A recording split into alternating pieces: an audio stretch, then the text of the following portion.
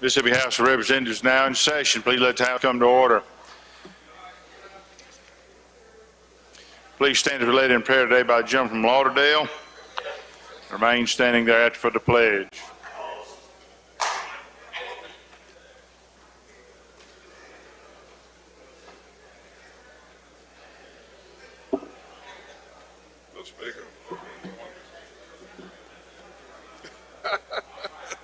Behave, Benjamin.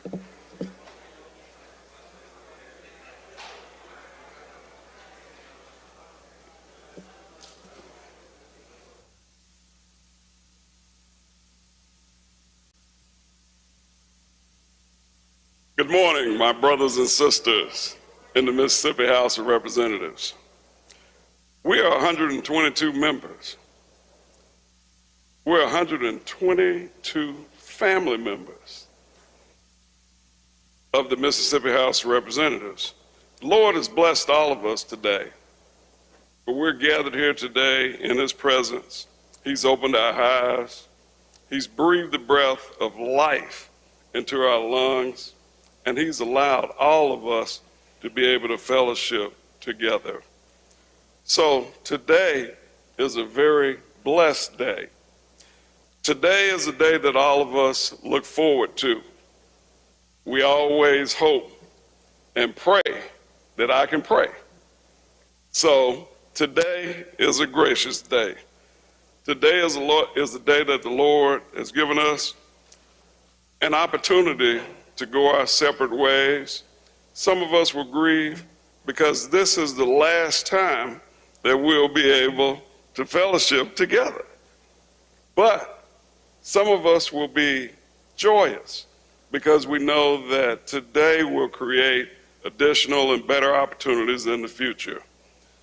So, as always, it is with great pleasure that I stand before you and that I ask you to assist me in the Irish prayer of departure. Today, we will ask that may the roads ride, to meet you. May the wind always be at your back, and may the sun shine warmth upon your face, and the rain gently moisten and fall upon your fields. And until God allows us to meet again, may He hold you in the hollow of His hand. Mr. Speaker, thank you for this privilege. And everyone, I'd like for you to salute the flag, pledge allegiance to the flag of the United States of America and to the republic for which it stands, one nation, under God, indivisible, with liberty and justice for all. Won't forget to do today, sir. Thank you. Open the machine, Madam Clerk.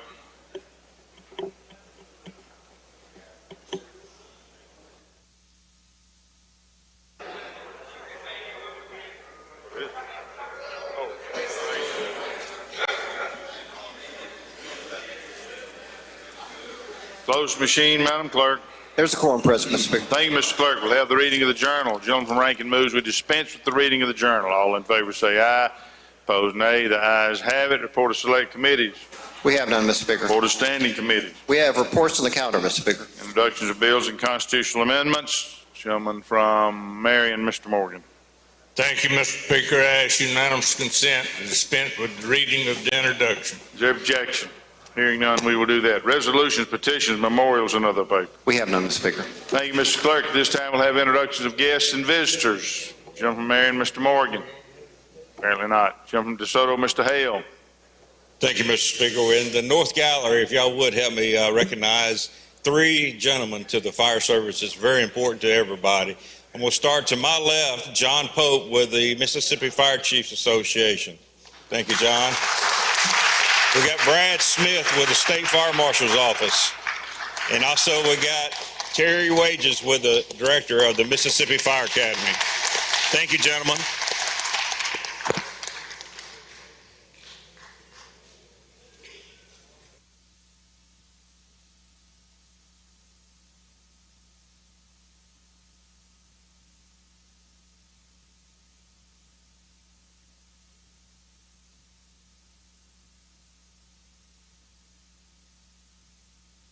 Jim from Warren, Mr. Denton.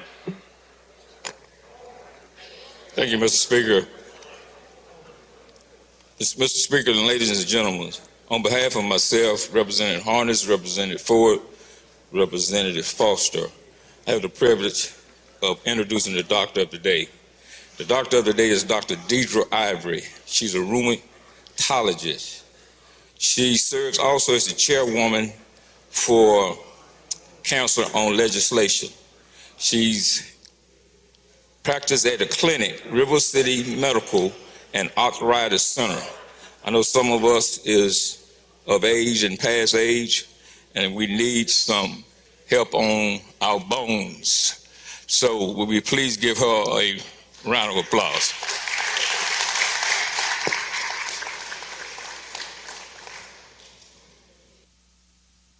Jim Chickasaw, Mr. Lancaster. Thank you, Mr. Speaker. On behalf of Dr. Mack and Representative Madison Gill and the entire Pontotoc delegation, it is my privilege to announce the Chancery Clerk of Pontotoc, Mr. Ricky Ferguson.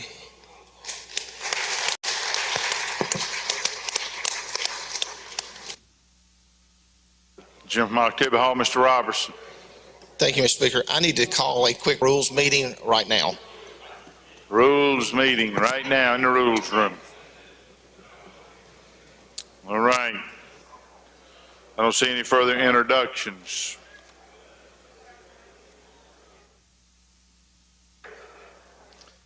We'll go to the calendar, in conference appropriations.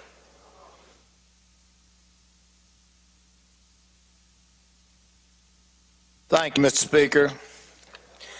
Ladies and gentlemen of the House, it is requested that unanimous consent be granted to make the following clerical corrections.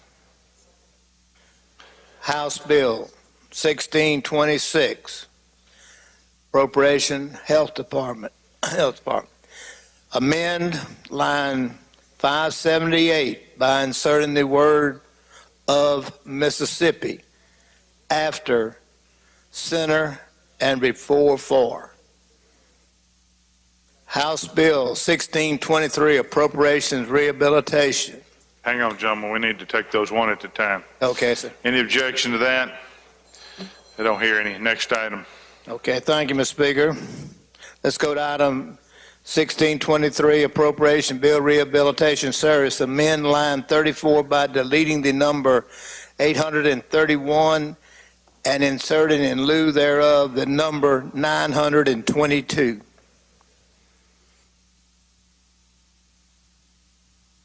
Any objection? Hearing none, we will do that. Next item. Thank you, Mr. Speaker. Ladies and gentlemen of the House, let's go to House Bill 1624, Appropriations Medicaid Division. Amend line 54 by deleting the number 868 and inserting in lieu thereof number 927. Any objection? Hearing none, we'll do that. That's all the unanimous consent, Mr. Speaker. Okay? At this time, I would like to go to the appropriations calendar. Item number 2, House Bill 1612, and 1612, and recognize Jim Harrison to explain the bill. Jim from Harrison's recognized.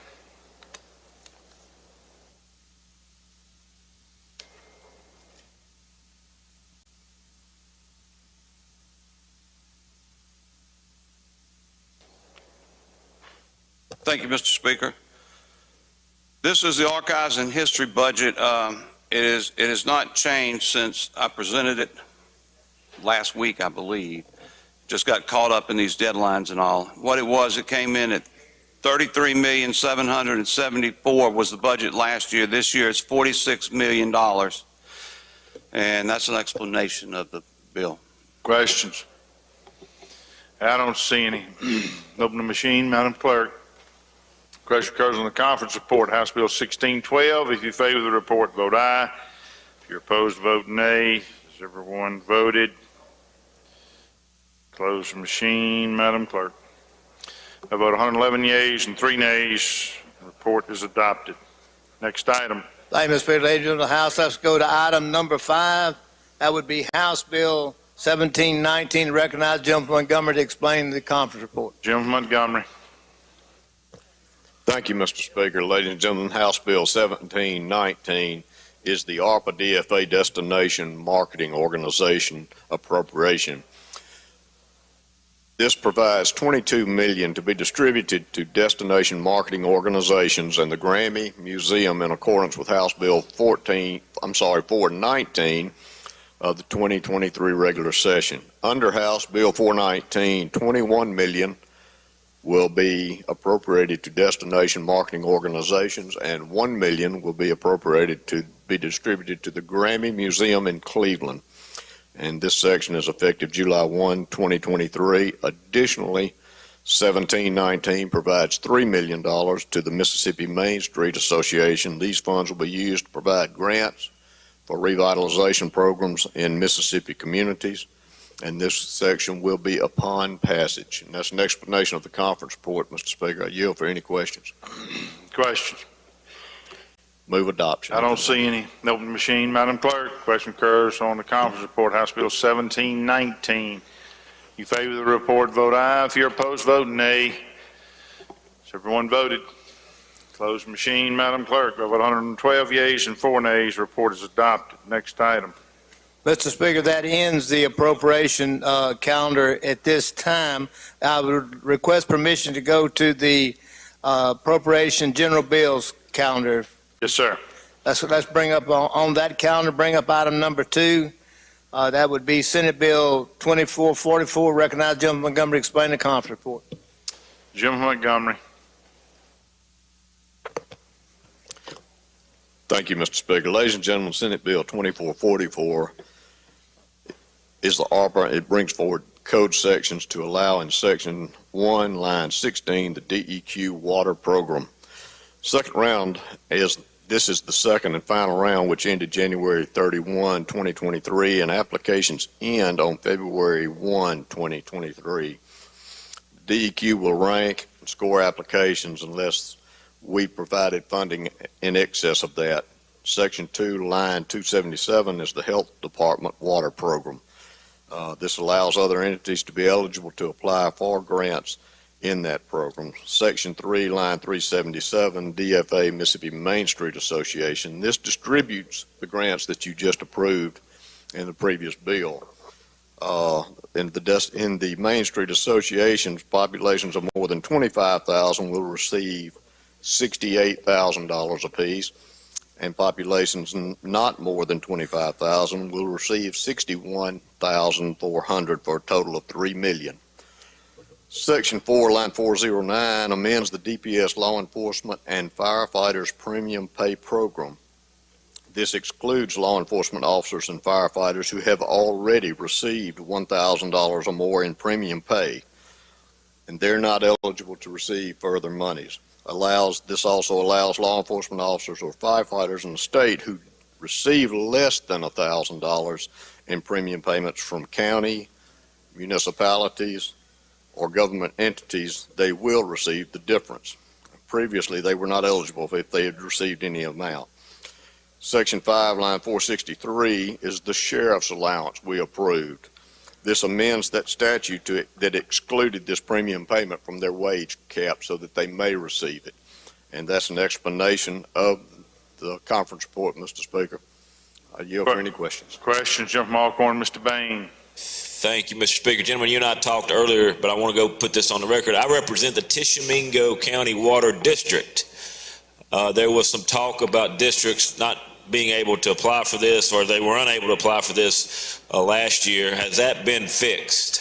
It has, gentlemen. Actually, in the language last year,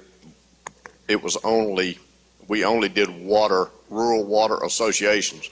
And in doing so, we didn't realize that districts had been left out. That language has been changed so that all districts are covered under the same legislation. Jim Marshall, Mr. Faulkner. Thank you, Mr. Speaker. Gentleman Yield. Yes, gentlemen. You made mention of the $1,000 premium pay that we passed last year. Have those checks been released yet? They have been, except there was language in the sheriff's salary cap that did not allow them to receive that, and we've removed that language so that they may. But, so it's taken care of now. Yes. Thank you, gentlemen. Yes, sir. Jim DeSoto, Mr. Darnell. Order. Sir? Introduction out of order. Okay, we'll get right to you. I don't see any further questions. Move Over the final machine, Madam Clerk. Question occurs on the conference report, Senate Bill 2444. You favor the report, vote aye. If you're opposed, vote nay. Has everyone voted? Close machine, Madam Clerk. I vote 114 yeas and 2 nays. The report is adopted. I'm going to recognize Gentleman DeSoto for an introduction. Mr. Speaker, ladies and gentlemen of the House, in the North and the South Gallery, we have the Spotlight students from Lewisburg Intermediate School, and we have their teachers and their parents with them. They're down today, and let's make them feel welcome.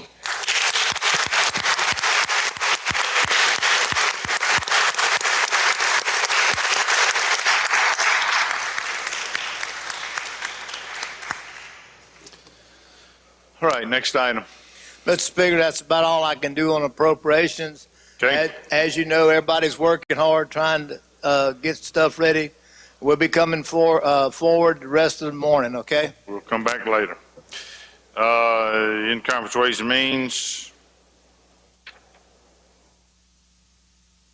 I don't see him. Okay, we'll come back. In conference General Bills. Judd B. Passes. Insurance.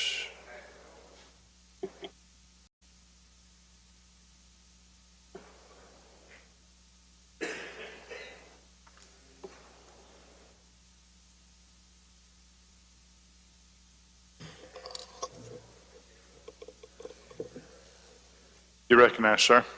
Thank you, Mr. Speaker. Ladies and gentlemen, this is a LSAP bill that we've been working on all year, trying to get a volunteer firefighter program. We did work with the Senate pretty much all year on this. We came down to the last part, which is the only thing that's not in this conference report is the future funding of the bill. The House position all along was that we were going to require some dedicated funding source for this program, and we just could not get to an agreement with the Senate on that. But what the compromise was is we have $3 million from the general fund to create the seed money to create the program moving forward. We have all the language in the bill to create it. We have a 3-year repealer in the bill. We do have some work that we need to do on it, but this does set up the program for the volunteer firemen across the state so that they'll get $500 in their account for every year that they serve our communities throughout. And from my personal experience just in the last couple weeks, the amount of volunteer firemen that showed up in Rolling Fork the day after this tornado that came through that devastated it will just melt your heart. These are some of the best people that Mississippi has. They show up, they don't ask for anything. This program will give them something for their years of service. It is a good program. We still have work to do, but I do think it is worth moving forward. That's my explanation, Mr. Speaker. Question, Gentleman from Washington, Mr. Hines. Thank you, Mr. Speaker. Gentleman Yield. Yes, sir. Thank you for your hard work on this. I know how diligently you have worked on it. What about the volunteer firefighters who have aged out? You know, who couldn't perform. Was any consideration given to those guys who spent 25, 30, 40 years doing this, but, you know, they done aged out? So yes. What was the consideration about them? Well, unfortunately, it does come down to money, gentlemen. If we do open up that floodgate as far as putting it in the specific regulation, we just don't know how much it will cost the state. The $3 million seed money would go just like that. So without a regular funding source, without knowing what that could be on a regular basis, we'd be opening ourselves up to something that we might not be able to afford. But we did think about it. It is a consideration moving forward that we might be able to get to. But until we come up with the permanent funding source and how that's going to work, I just think it would be inappropriate at this time. I was concerned because that question was asked to me. Well, Yes. maybe prior to us coming back, let's work on something, maybe if nothing more than paying for their final expense in some form or fashion. I guarantee you we'll try. All right, thank you. Yes, sir. Gentleman from Washington, Mr. Bailey. Thank you, Mr. Speaker. Gentleman Yield, Yes, sir. now, in the past, we have funded some of these programs through an increase of premium on our homeowners insurance. Is there anything in this bill that's going to cause our homeowners insurance to be assessed any fees to take care of this program? No, sir. The House position had a diversion from that very source of previous existing, so it wasn't going to increase it. It's just what was already coming into the state. We were going to kick a little bit back so it could fund that program, but we couldn't come up with agreement on the Senate on it. But it did not have an increase. It didn't have an increase, but the money right now that's going into seed money, part of the premiums assessment is added into that. No, sir. So there's no increase to the insurance premium tax that we're going to I put know on you homeowners. says no increase, but it's the past money that has been already assessed. That pool is going to be used as seed money. That was our position. We just couldn't get the Senate to agree to it. Okay, now you understand that the insurance industry, and I support our volunteer firefighters. I support them wholeheartedly. But I'm also concerned about people having problems getting insurance on their properties because the insurance company has raised the rates through the roof and been allowed to do it by our insurance commissioner here in the state of Mississippi. And I'm concerned about us trying to help protect those people who may lose homeowners insurance because they cannot pay the high premiums now they're being charged to get this kind of coverage. I just want to bring that to your attention. Yes, so sir. you can be mindful of that as you all go forward, that we don't need any more assessments on the homeowner premium because some people are having problems now trying to pay those high premiums. Thank I you. agree with that, gentleman.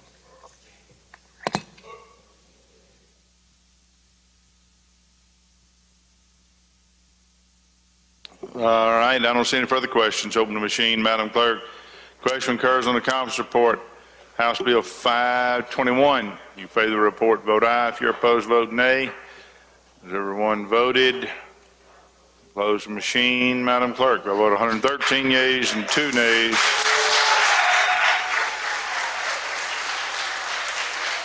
Report's adopted.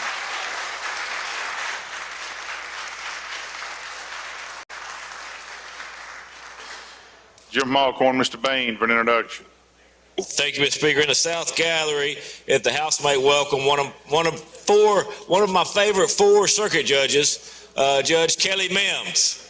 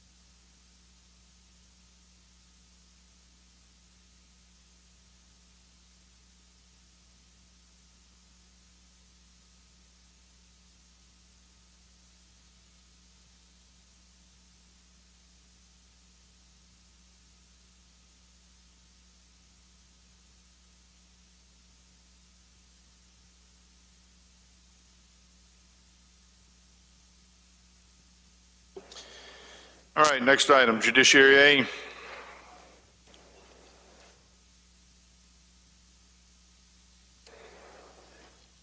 Mr. Speaker, I'd like to pass for now item 3, House Bill 1149. I do plan on taking it up, but I'd Okay. like to ask that it retain its place there, and we'll come back to it.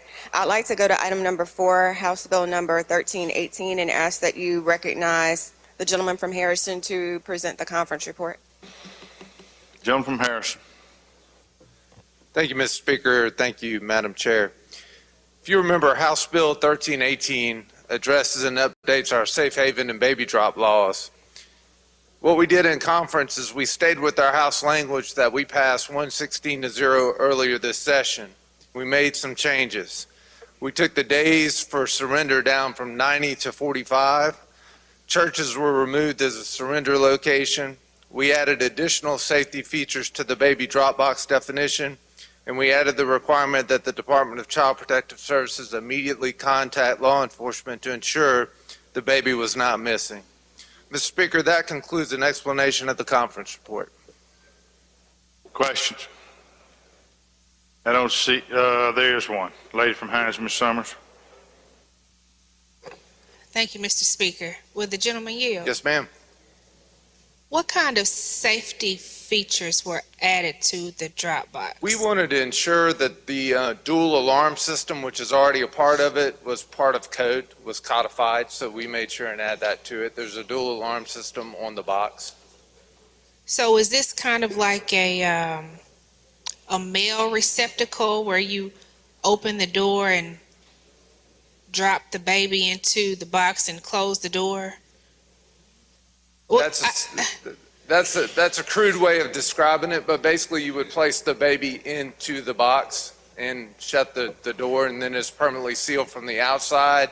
Only from the inside can it be accessed. And the facility is staffed at all times? 24/7, 365. With surveillance? Medical professionals, EMTs, fire department, or hospital. Okay, thank you, gentlemen. You're welcome. I don't see any further questions. Open the machine, Madam Clerk. Question occurs on the conference report, House Bill 1318. Favor of the report, vote aye. If you're opposed, vote nay. Has everyone voted? Close the machine, Madam Clerk. By vote 113 yeas, 0 nays, report's adopted. Gentleman from Benton, Mr. Massengill. Passes. All right. Brings us down now. Yes, ma'am. You go right ahead. I'd like to go to item number 7. This is Senate Bill number 2382. We passed this bill. This is a Senate bill that dealt with out-of-state lawyers requiring to disclose whether they were licensed to practice in Mississippi television ads. And all that we did, when we took up this bill in Judiciary A during the session, we did have some committee members who wanted to know what happened if you had an out-of-state lawyer who was in the television ad but had members of the firm or practice who were licensed here in Mississippi. So we went back and clarified that if the lawyer or attorney is not licensed to practice law in Mississippi, then they have to include language in the advertisement that says the person appearing in this ad is not licensed to practice law in Mississippi. And we still kept all of the provisions of Section 2 for the enforcement, which would mean that if this new code section 73-338 was violated, then it would be violating the provisions of the Consumer Protection Act. And that's an explanation of the conference report. Questions? I don't see any. Open the machine, Madam Clerk. Question occurs on the conference report, Senate Bill 2382. In favor of the report, vote aye. If you're opposed, vote nay. Has everyone voted? Close the machine, Madam Clerk. By vote 112 yeas and 2 nays, report's adopted. Next item. The next item, Mr. Speaker, is item number 8, Senate Bill 2384. This is the conference report for the Foster Care and Adoption Task Force that is being created. The only thing we did in the conference report is just add some additional members to the task force. We added a court-appointed special advocate from CASA. We also, that's going to be appointed by the Lieutenant Governor. We added a representative from the Mississippi Association of Child Care Agencies and the executive director or his or her designee from PEER. The task force is still going to only be enforced. It's going to stand dissolved on December 1st, 2023. which was what we requested from the House. So that language is still in the conference report, and that's an explanation, Mr. Speaker, of the conference report.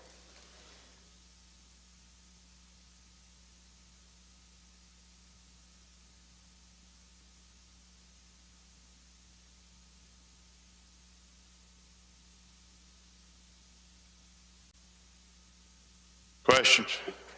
I don't see any. Open the machine, Madam Clerk. Question occurs on the conference report, Senate Bill 2384. In favor of the report, vote aye. If you're opposed, vote nay. Everyone voted. Close the machine, Madam Clerk. I vote 114 yeas and 2 nays. Report's adopted. Next item. Education.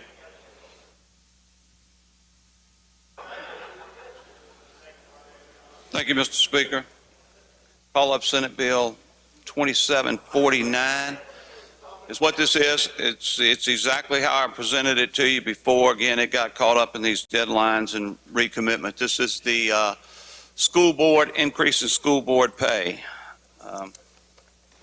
And let me, just in case you forgot, let me tell you what it is. The larger school districts can make their school board members can make between 4,000 and 6,000. That means they're going to have a minimum of 10,000 students. Then the other school districts would, the maximum they can make is between $4,000 and $5,000. Also in here, they can get a per diem instead of this salary, and the per diem is $112 per meeting for 36 meetings a year. That's an explanation of the bill, Mr. Speaker. Questions? I don't see any. Open the machine, Madam Clerk. Question occurs in the conference report, Senate Bill 2749. You favor the report, vote aye. If you're opposed, vote nay. Has everyone voted? Close the machine, Madam Clerk. By vote 114 yeas and 2 nays, report's adopted.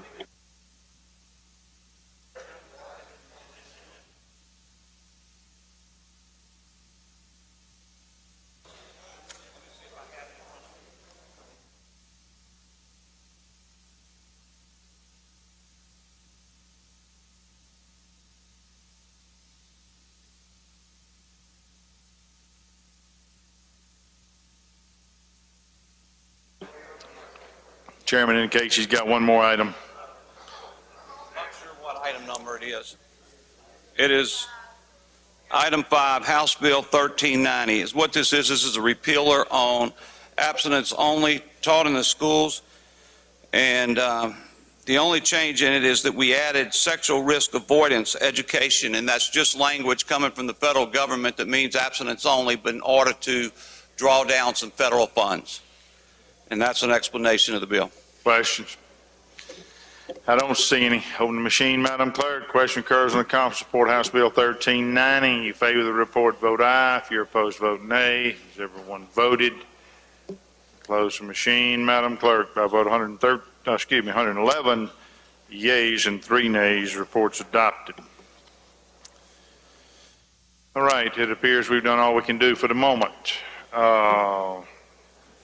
Let us recess subject to call, and we'll see what appropriations can do. Recognize the gentleman from Octavia Hall for the motion. I move that we recess subject to call. Motion to recess subject to call. All in favor say aye. Opposed nay. Ayes have it. House in recess subject to call.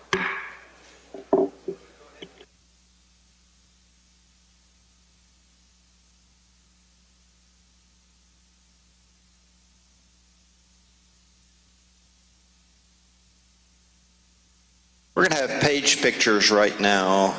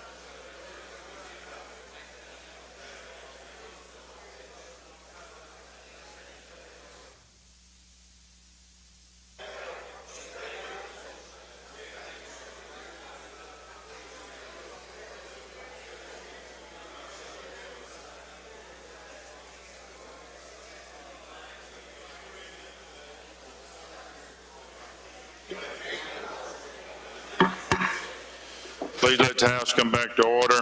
I'm informed we have a couple of chairmen, 3 chairmen, in fact, who are ready to take up other bills. We'll go back to the general calendar. Judge B.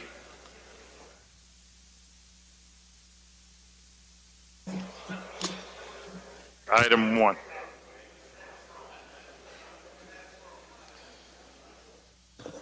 Thank you, Mr. Speaker. Item number 1, if you recognize the gentleman from Pearl River. Gentleman from Pearl River. Thank you, Mr. Speaker. Thank you, Mr. Chairman.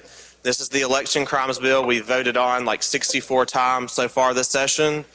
We're going to hopefully vote on it one last time. We made some changes with this. Well, do we need to? Hold on, Mr. Speaker.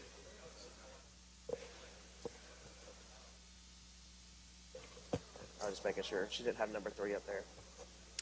Anyways, this, after talking with the Senate, it again reduces the penalties in this bill even further. All of the 20-year crimes came down to 7-year crimes. All of the 10-year crimes came down to 3-year crimes. And that's an explanation of all the changes in that bill. I don't see any. Open the machine, Madam Clerk. Question occurs in the conference report, House Bill 400. You favor the report, vote aye. If you're opposed, vote nay. Everyone voted. Close the machine, Madam Clerk. By a vote of 72 yeas, 37 nays. Report is adopted. A lady from Amit had an item she could take up.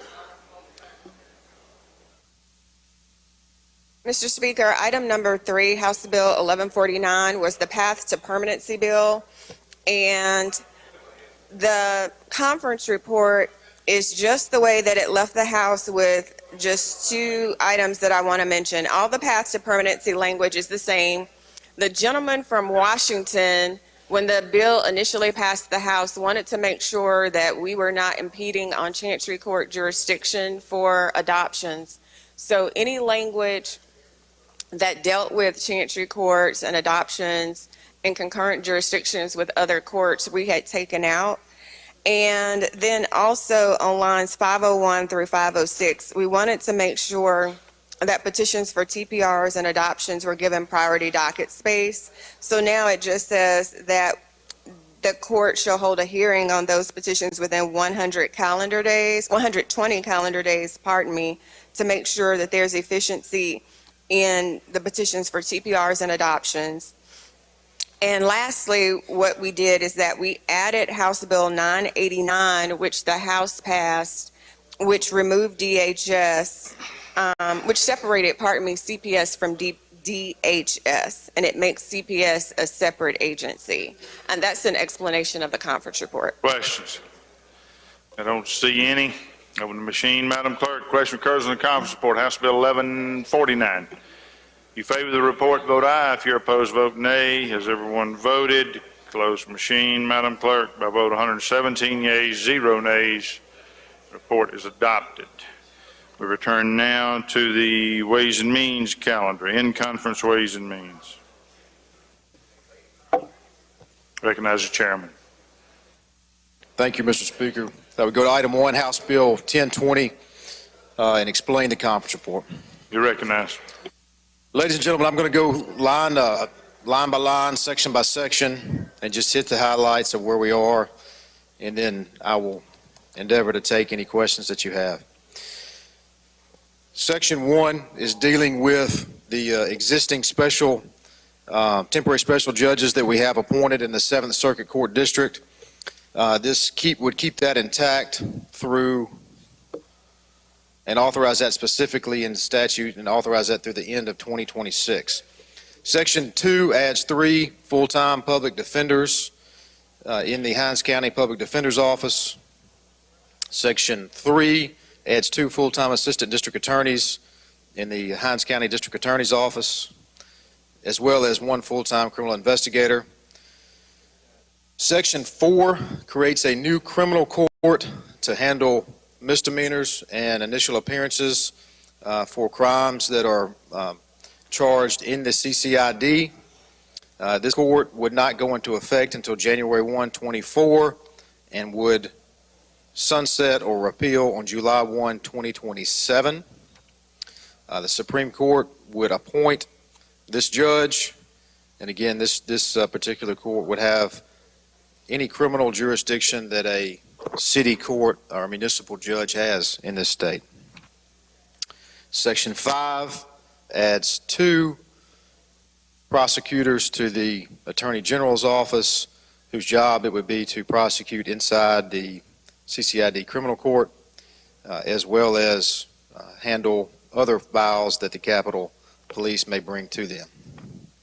Section 6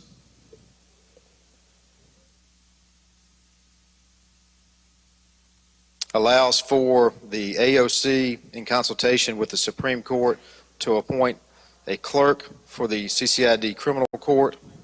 Section 7 deals with the lines of the CCID, which shall remain as they are currently until June 30th of 2024, at which time they will expand.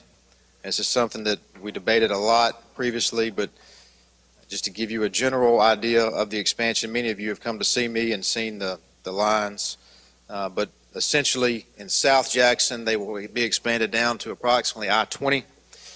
On the west side of the current CCID, they will continue north around Jackson State University and continue north along the railroad tracks until they intersect with Northside Drive, and Northside Drive will be the north boundary, and on the east boundary is the Pearl River. Again, those lines do not change until July 1 of 24. Going forward is the diversion language that we had in the previous bill. We had 12 prior. The compromise was at 9.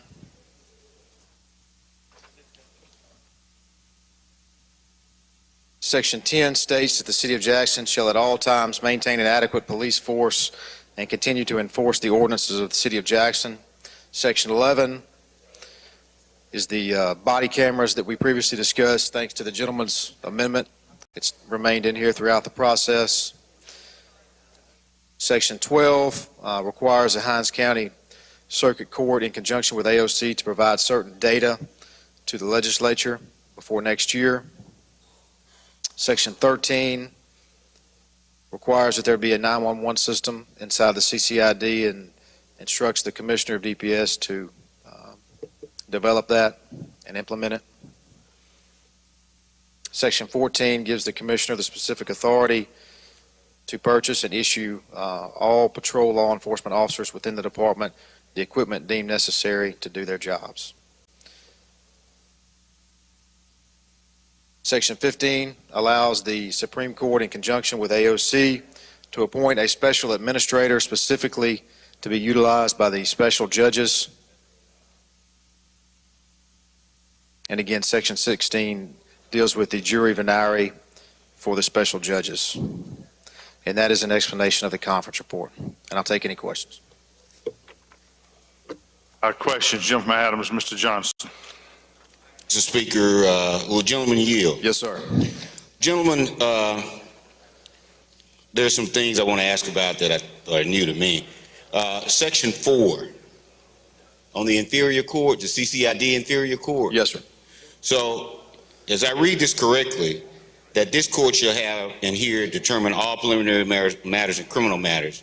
Just to paraphrase, it essentially has the same jurisdiction, hears all the same matters that the municipal court that exists now would Yes, hear. sir. Is that correct? Exactly. Does it have any fewer responsibilities? Not that I'm aware of, gentlemen. Okay. Does it have any? I'm sorry. Does it have any more? No. Okay. And as I understand it, in Section B, it says, and so as I understand municipal courts, and I've had the unfortunate occasion to have to be in a couple of them, they hear traffic issues and misdemeanor crimes. Is that correct? That's correct. No felonies. Is that correct? No felonies, except for, obviously, as you know, the Preliminary Constitution hearings. requires an initial appearance within 48 hours of an arrest, and which I understand we have a little issue with that in the City of Jackson and Hinds County. Yeah. So hopefully this will help with that. And even though they hear municipal issues, and you can only be convicted of a misdemeanor in municipal court. Section B says any person convicted in the CCID inferior court may be placed into custody of the Mississippi Department of Corrections. Is that correct? That's correct. That's a may. And so in meetings with the commissioner, right now, under existing law, the commissioner, Department of Public Safety, can contract with counties to house prisoners. This just allows them to also contract with other state agencies, specifically MDOC, as there is a MDOC facility located nearby in Rankin County. So, but it doesn't say that. It just says they may be, so a judge could send a person to the Rankin County facility. That's right. Okay.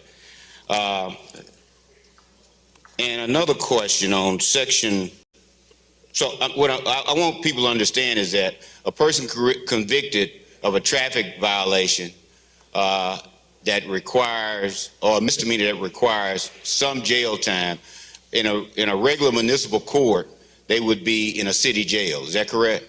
Or a county jail. Or a county jail if there's a contract or understanding with the Board of Supervisors. That's right. But they would not be sent to a MDOC under normal circumstance, would not be sent, and there's no provision in the law for them to be sent to a Department of Corrections facility. As far as other municipal courts in the state, I believe you're correct. Okay. And then I want to ask you about section 12. It says, it essentially sets up a system by which the clerk of the administrative office of the courts and the clerk in the CCID, is that correct? I believe section 12 is dealing with the data, gentlemen. From the data, right. Yeah. The data. And again, my understanding is we're going to, with the lady sitting right here in front of me, they're going to be working hard next year and consider some form of judicial redistricting next year. So this was requested just to help make sure they get the data they need. And they get the data for the purposes of determining whether or not they would get an extra judge in Hinds County. Yes, sir. And so this section would determine, based on the data, whether they need an extra judge. But this bill already authorizes the Supreme Court to appoint 4. Is that correct? Without any data? Special judges, that's correct. Without any data? Yes, sir. Okay. All right. Mr. Speaker, I have a point of order at this time. All right, state your point of order. I raise a point of order that the conference report for House Bill 1020 violates Joint Rule 25 by adding a code section not included in the bill as passed the House of Origin. Section 12 of the conference report of House Bill 1020 contains the following code section, 97-232E. This code section was not included in the bill when it passed the House. Joint Rule 25 requires that this instance, that a point of order in the conference report is not that should be sustained, and it should be returned to conference. I would point out that 97232E doesn't exist in statute now and doesn't exist anywhere, and it's brought forward in this code section. Okay, bring that forward. We'll give it to council. Do you want all of my points of order right now? I got 4 of them. Yes, sir. We need them all. All right, you want to read them all? No, just bring them all forward. I'd like to memorialize them. Yes, sir. Go ahead. If you wish to read them, sure. Yeah, thank you. My second point of order is I raise a point of order that the conference report for House Bill 1020 amends by reference section 12 of the conference report by creating a procedure by which the legislature can request and use information in order to be gathered by the administrative office of the courts and the clerk of the 7th Circuit Court District for purposes of assisting the chairs of Senate Judge A and House Judge A, along with the chairs of the House and Senate Appropriations Committee in this consideration to authorize 1 extra circuit judge for the 7th Circuit that shall be elected, even though the Supreme Court is appointing 4 with no data. Authorization for the election of a circuit judge in the 7th Circuit can only be authorized under section 9725 of the Mississippi Code. The section 12 seeks to authorize this procedure under code section 97232E that does not currently exist. My third point of order is I raise a point of order that the conference report for House Bill 1020 amends by reference in section 4.1b by directing where a person convicted in the Capitol Complex Improvement District inferior court may be placed into custody. All laws governing imprisonment in prisons related to county and municipal prisons and prisoners are governed by Title 47.1.1 through 47.163. That statute was not part of the bill as it left the House of this conference report.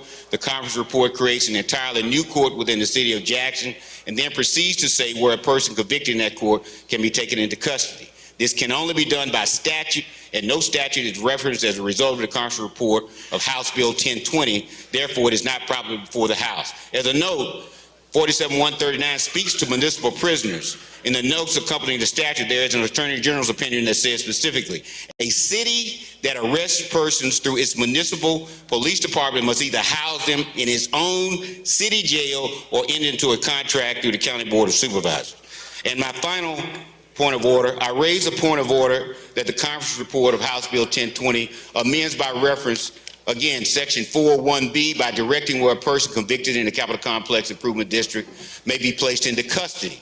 The conference report states that a person convicted in the new CCID inferior court may be placed in the custody of the Mississippi Department of Corrections, even though they can only be convicted of a misdemeanor, the Central Mississippi Correctional Facility in Rankin County. However, Section 475-905 clearly outlines that a person placed under the custody of the Department of Corrections and then assigned to an appropriate correctional facility for a complete and thorough classification.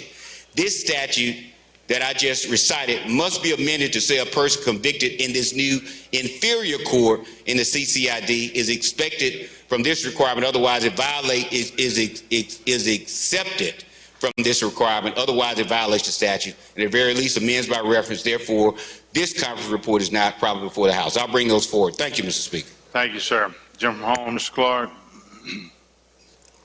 Thank you, Mr. Speaker. In addition to the gentleman from Adams, Mr. Speaker, I also have a point of order that this conference report violates House Rule 106 by amending by reference Section 63.359, Section 25.31.5, and Section 25.32.3.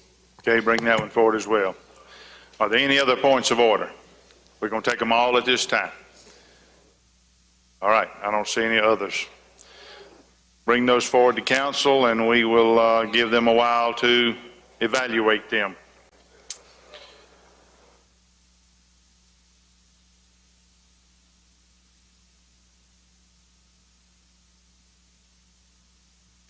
Chairman of Ways and Means, you had another item on the calendar. You going to take?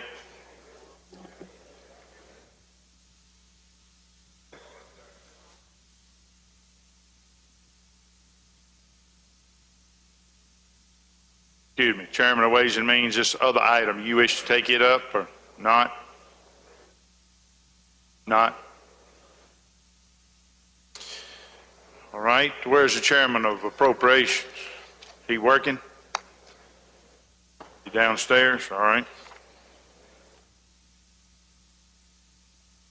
Okay. Anything else we can do at this time? I don't see anything.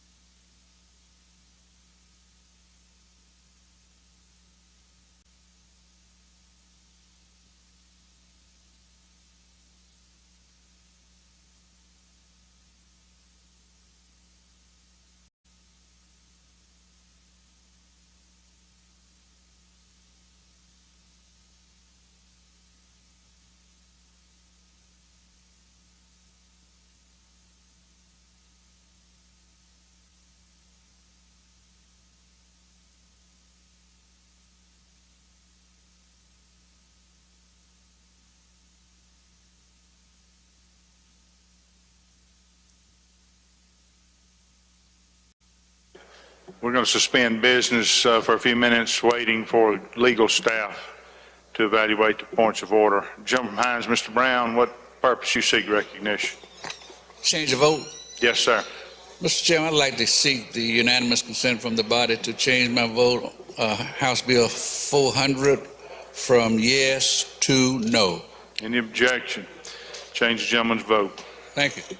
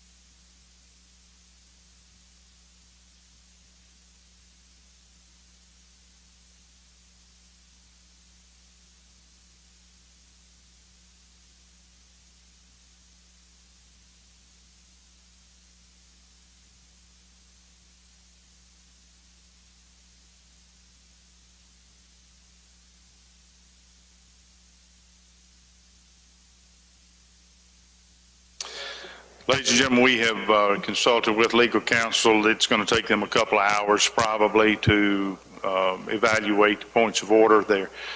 Also, we have additional conference reports being drafted, the education conference report. There's the one of the project conference reports, all of which are in the process of being drafted. It's my understanding the drafters had to pull away, or at least will have to pull away from doing those conference reports in order to respond to the points of order. So, as you can see, it's going to be a little while before we are able to get back to our business. So I would recommend, council has recommended or suggested it would be at least a 1:15 before he is able to evaluate the points of order. And then we will have to take up the other items after that. So we're going to take our lunch break now. I recommend 1:15. That's 2 hours from now. And we'll come back and see where we're at that time. Any announcements before we take our lunch break? I don't see any. I'm going to recognize the gentleman from Montgomery. You're right there.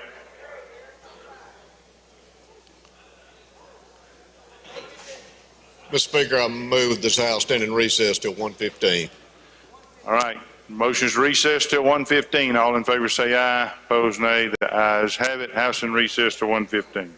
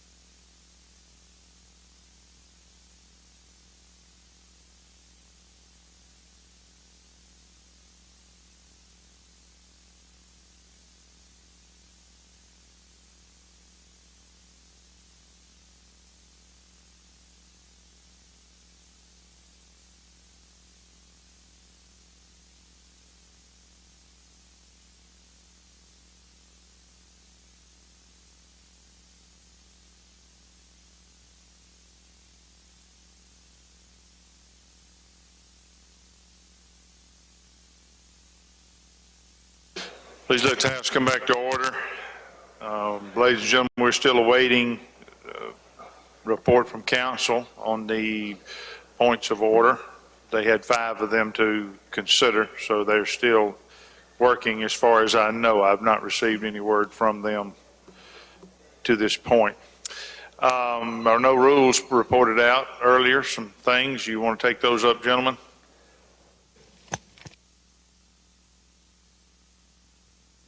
I read, do we have a committee report? You do? I recognize Madam Clerk. Oh, I'm sorry. Did we interrupt your lunch? I apologize. Recognize Madam Clerk. Read the report of the Committee on Rules. Report of Committee on Rules, H.R. number 205, Representative Joel Bongar. Commend esteemed legislative career of, title sufficient to be adopted. Any questions on that resolution? All right, I don't see it. There's one. Lady from Madison, Ms. Ford. Mr. Speaker, in anticipation of the chair requesting immediate release, I'd like to make a note of my objection and request that we hold this bill on a motion. Okay. All right. If you favor the resolution, indicate by saying aye. Opposed, nay. The ayes have it. Lady has asked that that be held on a motion. You got a response? The lady has a right to ask for it to be held. Lady has a right. Okay. You got anything further? No, sir. I'm done. Right now. All right.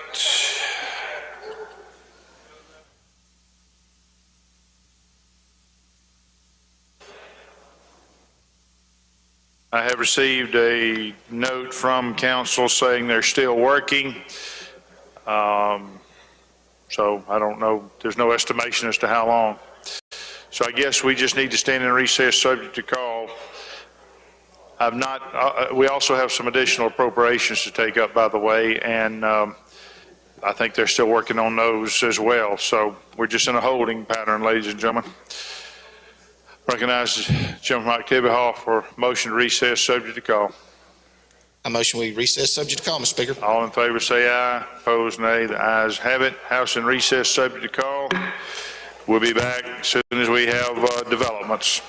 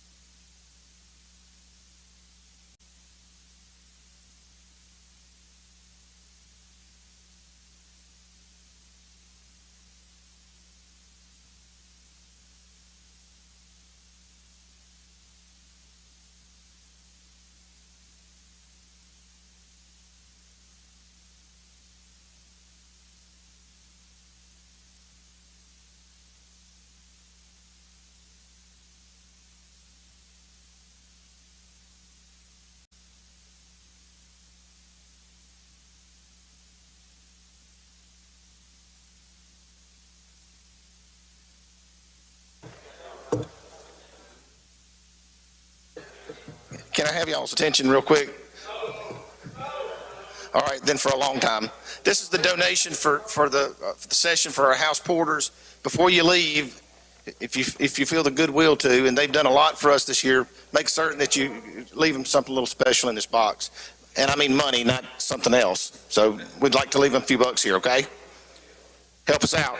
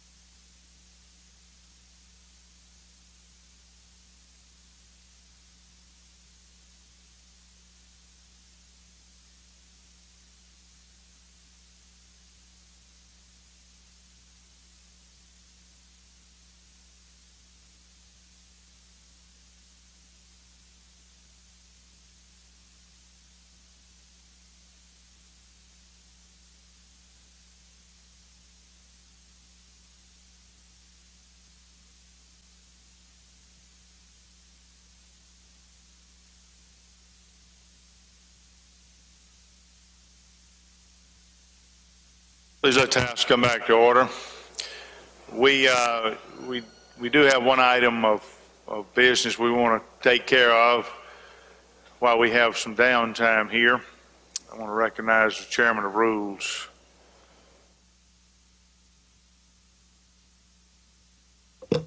Thank you, Mr. Speaker. Ladies and gentlemen, we passed a resolution earlier this week for a very special gentleman. Where are you, Dr. Mac Huddleston? Come on up here, Dr. Mac.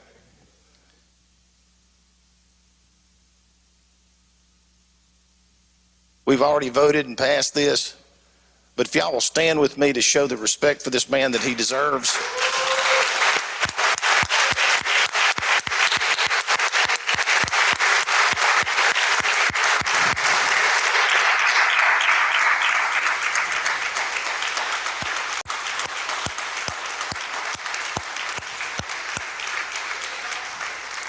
If you can't tell, you are well loved in this body, and we're very proud of the service that you've had over the years, but I'm more proud of the friendship that I've had with you, and I'm sure most of us here are that as well.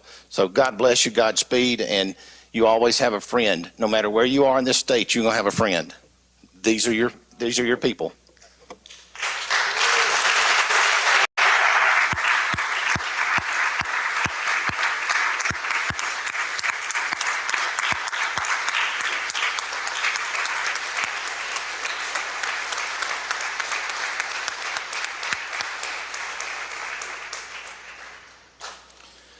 Doc, we love you. We're proud of you. We count you as a friend, and we thank you for allowing us a few minutes to give you that recognition. We acknowledged you yesterday or the day before, I guess it was, when it was Vietnam Veterans Day. You weren't here, but we certainly recognize your service to this country and appreciate you and the gentleman from Jackson, what y'all did in Vietnam to provide us with our freedoms. And yes, if you're anywhere in the state, you have a friend, but if any of us are in Pontotoc, we're going to call you and expect you to take care of us too, all right? All right. Okay, we still have not received any word from downstairs, so we will recess subject to call. Make the motion, recess, subject to call. All in favor say aye, opposed nay, the ayes have it. We may want to get Dr. Huddleston's class members, whatever the remaining classmates are, up here to take a picture with him. You're the class of '08, right, Doc?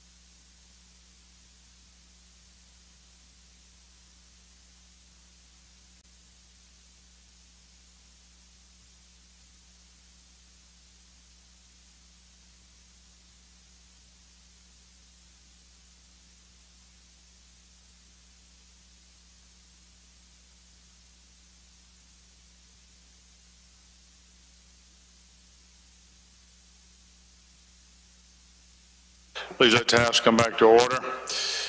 While we wait, we're going to continue with some recognitions. The gentleman from Octavia Hall, Chairman of Rules, has a few more he'd like to take up. Thank you, ladies and gentlemen.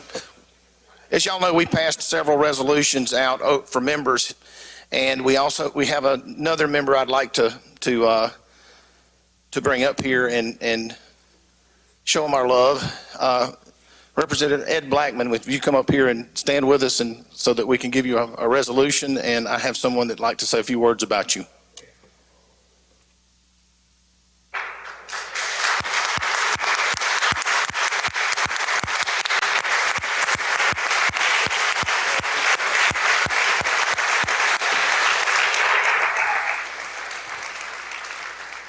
If y'all would recognize Bryant Clark, he's got a few words to say. Thank you, Mr. Speaker. Ladies and gentlemen of the House, it is a honor for me to stand here and was asked to say a few words about the gentleman we are about to recognize. I was pretty much raised in this building. My mom passed when I was 2, and every year when my dad come to session, we would go to school in Jackson from January through April. And I spent a lot of days wandering the halls of this Capitol. And some things are staples of this Capitol. As a child, I was mesmerized by that big gold eagle on the roof, all of the beautiful marble. And I can remember at about 8 years old,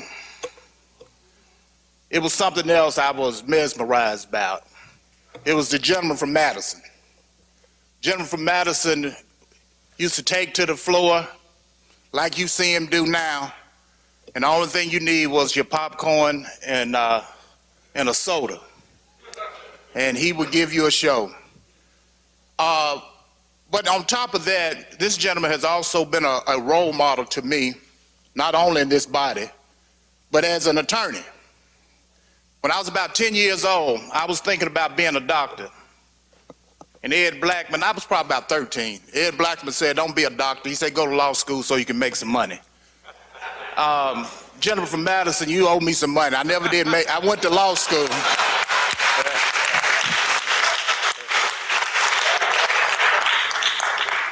I went to law school, gentleman from Madison, but I never made that money. So, but to think of walking in this body in January, the first Tuesday after the first Tuesday after the first Monday, after the second Monday, you know, whatever the Constitution says it is.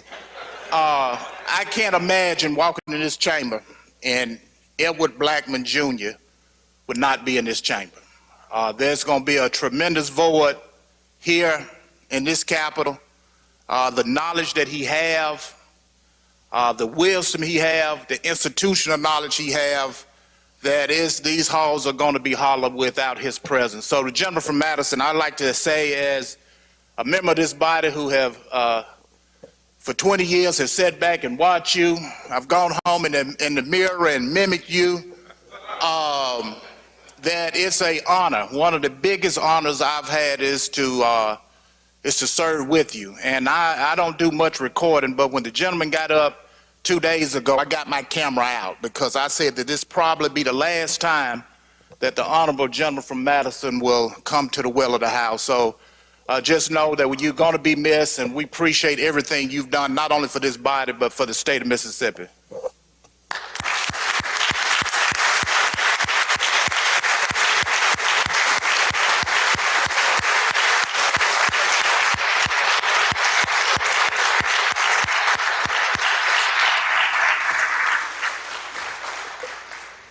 Thanks, Representative Clark. Of course, you and your brother were perfect little gentlemen. They really were, as their father went about the business of the state of Mississippi. And of course, now, he won't tell you the truth. He did make more money. I can tell you that. But a lot of people don't know that I actually came in this building in January of 1979. There's nobody in this building that was here before me. In 1979, when I was sworn in, I won a special election in 1 year. I had a 1 year election. I won by about 50 votes. Of course, in the next regular election, I lost by 50 votes. That should tell you something. But I waited around and came back. But when I came here, I had an afro that went from shoulder to shoulder. And I was kind of young at the time. But when I came here, I had a Lincoln Continental that had a cream top. It was navy blue at the bottom and it had gold sport wheels. I made an impression the other way when I came in here. But I've enjoyed my time here, my 41 years here in this building. I've had, believe it or not, despite what I say sometimes, I've had some successes. In fact, some really good successes over the years. And the gentleman from Holmes County is a little bit wrong. And get your camera back out. We got 1020 coming. So one more time. But I really have enjoyed the relationships that I formed. And I heard somebody saying earlier about having friends all over the state. I know you all experienced this, but it's really good to know somebody everywhere you go. And that's one of the benefits that we have, especially as a lawyer, to be able to pick up the phone and call somebody and ask them what's going on locally. That's one of the blessings that you can have here. Even though we fight, go toe to toe sometimes, I've never got angry with anybody who didn't see things the way I saw it. Sometimes I have to hold myself back from smiling because I think you might not take me serious. But I enjoy every one of you and the relationships that have been formed over the years. I look forward to coming back here next year and knowing I don't have to take a vote. I don't have to worry about how long you are going to be in session here. I can come and go as I please. And after 41 years, I am looking forward to that privilege. Thank you.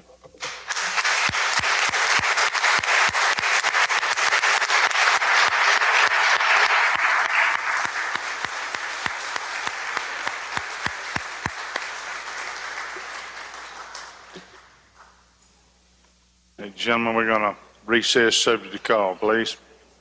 Move that we recess subject to call. All in favor say aye. Opposed, nay. Ayes have it. I believe we're on the verge of getting a report back from the attorneys.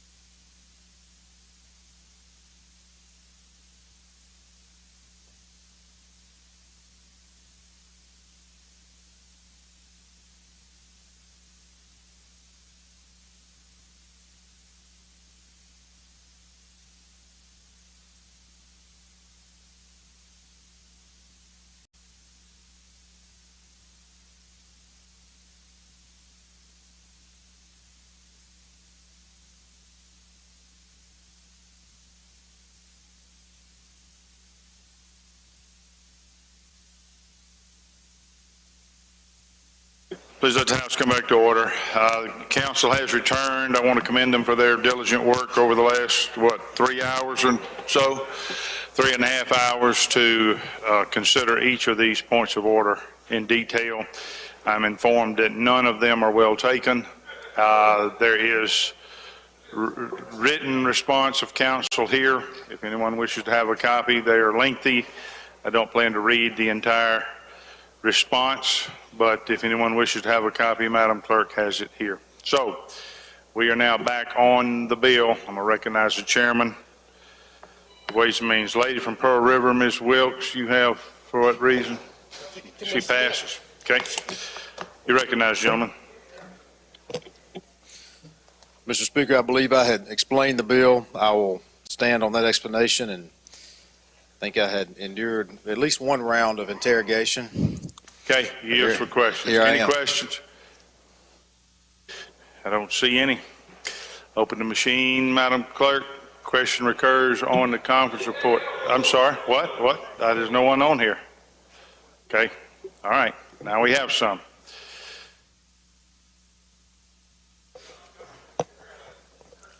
Okay, I was not notified that anyone wished to speak, and there were no questions on my board, so I apologize for that. There are some who wish to speak. We will go to the speaking part. Jim from Madison, you're the first up. I knew the gentleman from Holmes didn't know what he was talking about. Yeah, he did. He did.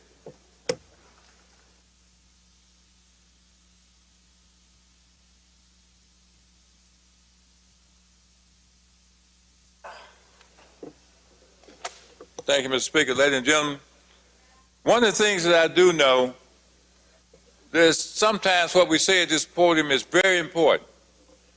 And knowing full well that this conference report is going to pass, I'm completely aware that what I say right now will be part of a record that will be an exhibit somewhere, as well as everything that's said at this podium on this bill, on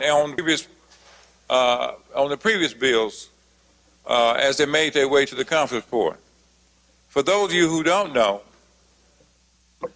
there'll be litigation that follows the passage of this bill, and probably immediately, because parts of this bill requires acts to be taken within 15 days. And what will have to happen, the litigation will be involved seeking a stay, especially with reference to the judges that will be ordered in this bill. Now, I'm pleased that they've come up with this version because it makes it a lot easier to challenge it. Before we got to this version we have now, there was a play at trying to pretend that the courts that were being created were in fact inferior courts. Now, the only thing remaining about that in the bill is the name inferior court, because the bill now confesses as what it was intended to be all along. These are actually circuit courts with a different name. And that being the case, it means that on its face, they are unconstitutional. Because the Constitution, said 1890 Constitution, that was called at a convention that was intended to deny black folk in this state the right to vote, and they were successful in doing so. They came up with what's known as the Jim Crow law. They will live with for decades, from my experience, up until 1970 and 71. But part of that Constitution that was passed required and created the circuit courts and chancery courts to be elected by the people. Now, the bill you have before you now calls those CID courts, but they have the same power, if you read the bill, the same power as the elected circuit courts. That on its face will make them courts with appointed judges in violation of the provision in our Constitution. If you follow and read it, it says they call them lower courts, try to pretend that they are lower courts on the circuit courts, and to give it a little mix in there, they created in this bill a municipal court in hopes that that somehow will mean something in litigation when it will not. But even the municipal courts, I think, flies in the face of what we do in this state, because municipal courts are generally either appointed by the people who run it, by the Board of Aldermen, or the mayor, the executive branch. In this case, you got the Supreme Court making that appointment. A person who is not elected locally in the city of Jackson. I was thinking last night of what this bill reminded me of, and it finally came to me that it reminded me of something that we experienced a few years ago. They are building a district in the city of Jackson, the CCID courts, and the citizens of Jackson are going to pay for it. They're going to pay for courts and a system that they have no right to vote on as far as the judges and the clerks that are running. I want you to get a term in your mind that you remember that I said it first. It's called home rule. And you'll see that probably in litigation. You'll probably hear about it in testimony. And we all know what home rule is. I hope we know what home rule is. That's the right to make decisions yourselves locally. We're taking it away from Jackson now. You're taking it away from Hinds County. This is an odd bird because the people who live in that special district will still be voting on the judges that take office outside of that district. They'll still be voting on the clerk that take office outside of that. They'll be voting for a mayor who will still have the power to appoint the police chief there. But those people trapped in that district won't have that right to vote for the people who will be governing them. And that may be what you all want, but there'll be a certain segment of that population that won't want that. That district will have a population of about 47% white, and the remainder will be black. I think that most of the black citizens in that district will still want to vote for the people who have sway over their lives. And just for the record, this district's boundaries look awfully funny. You have Fondren, Bellhaven, and Eastover in there. Now, what do those three areas mean here in Jackson? That's where whites live. You captured about 85% of the white population in that district. That will be important somewhere in somebody's court when the facts are laid out, which will go to intent. When you add up the fact that you have courts who will be exercising the same power as circuit courts in Hinds County, they'll be able to convene a grand jury because it says they'll have the same power as circuit courts in the district. They'll have the power to hear cases involving major crimes such as capital murder cases, armed robberies, burglaries. They'll have the power to hand out the same sentences as the judges who are elected. There'll be absolutely no difference in what their power is than from the elected judges. Now, why are we having appointed judges now? The question will be asked, the refrain will be, why are we having appointed judges as opposed to elected judges? Now, the chairman said when that question was put to them before because they were going to looking for the best and the brightest.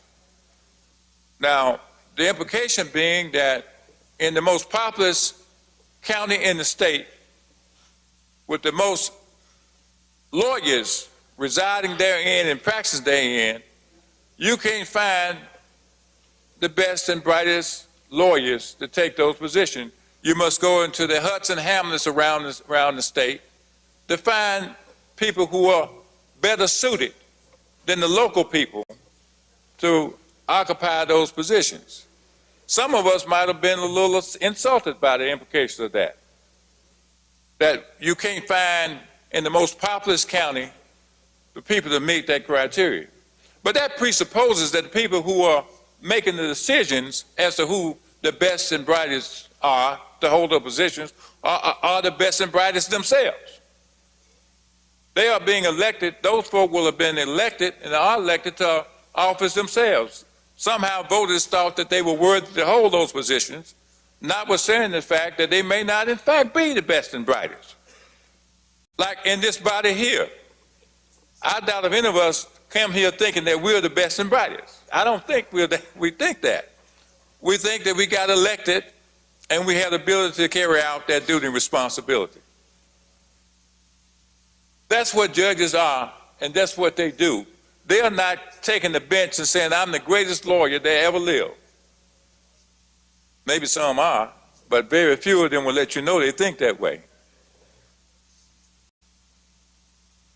On the money end of it, we're going to take sales tax that goes to City of Jackson right now.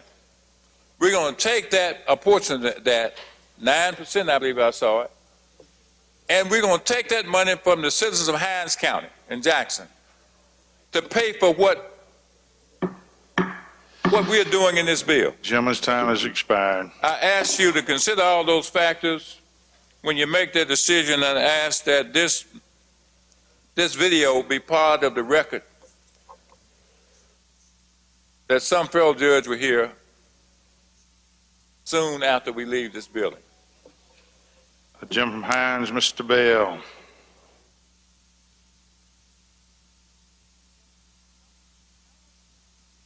Excuse me, gentleman from Lincoln, Mr. Mango, do you wish to speak on the bill? You on the list. You on the list here. You pass. Troy pressed the button. Okay. Thank you, Mr. Speaker. Ladies and gentlemen, you know my stance on this 1020, as I said before. I'm adamantly opposed to it. But a couple of things that piqued my interest on this bill, gentleman from Madison pointed out a couple on the judge. But in Section 10, it states the City of Jackson at all times shall adequately staff its police department with the necessary number of law enforcement officers. Jackson Police Department shall continue to enforce all ordinances of the City of Jackson. I don't know how you can quantify adequately staff police department with police shortages all over the state of Mississippi, all over the United States of America. What is the correct number of adequate police officers for the City of Jackson? How can you obtain those numbers of police officers that you need when you have Capitol Police taking officers from the City of Jackson, Hinds County Sheriff's Department, and surrounding areas to work for Capitol Police because they are paying them more than those communities are, than those other departments are? How can you do that? How can you enforce Section 10 of this legislation? How can you adequately take a city's police department away from the city? Because that's what we're essentially doing here. The City of Jackson, along with other cities in the state and the country, have had an issue with finding police officers to work, whether it be a low salary or not finding qualified officers, or officers retiring due to age. where does this legislation take us with respect to the police chief of the city of Jackson? Where does this legislation take us with the respect to the mayor being able to appoint municipal judges? Because if it's my understanding that in this legislation, it takes that power away and gives it to the AG's office. I may be wrong. That's how I read it. That's how I see it coming.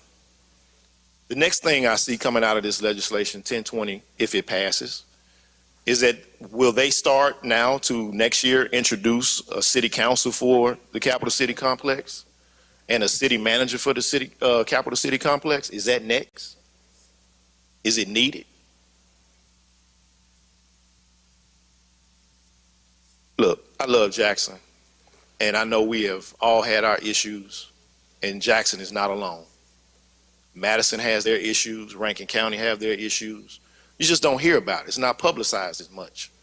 It's Jackson, because we're the capital city. But just because our issues are on the front page, don't necessarily mean that you guys don't have them. I see this legislation as hurting the city of Jackson more than anything else. And I understand the content of wanting to be safe and secure in the city of Jackson. I want that. I don't want my friends and families being hurt in the city of Jackson. But when we start looking at economic development policies for our state and our cities, I think we'll start to see a little less crime going on. I think if we start looking at how we can foster great relationships from the state and the city, and everybody sit down and leave their egos at the door, I think we'll see a better city of Jackson and state of Mississippi. This legislation puts us farther and farther apart from each other, not because we disagree about the legislation, but the intent. That's the issue that dwells in my heart and mind. Because if you take Jackson's police department today, it's going to be Vicksburg, Greenville, and probably somewhere on the Gulf Coast next time. So I'm really asking that y'all take a deep breath on this. And let's come back next year and work together with a better solution to how we can all work together and make this legislation better. Because as I see it right now, it will be in court. We all know that. And I think we have wasted some valuable time here. And I know the chairman is a good guy and has a good heart and meaning well, but this is needed this year. I think we need to sit back and work together next year to provide a better solution. Thank you.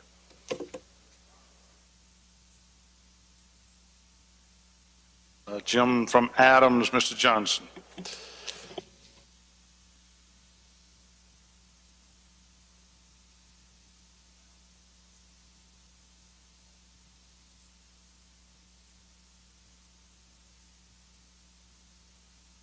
Thank you, Mr. Speaker. I don't know if I can say any more than I've said the last time this bill came up. I should say more because it's worse than it was the last time we looked at it. But here we are. But I want to point out something to you that still alarms me, and it was subject to one of my points of order. And I'm going to recite to you in Section 4 what it says.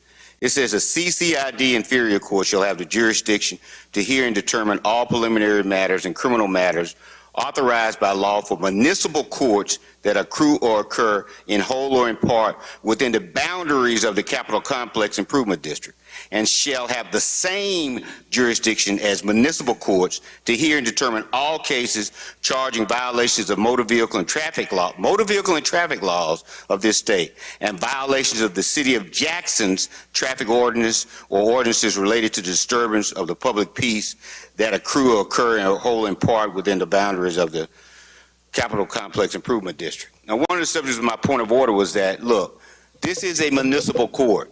And I just read you that it says it shall have the same jurisdiction as municipal courts. They try misdemeanors. You can be convicted of a misdemeanor.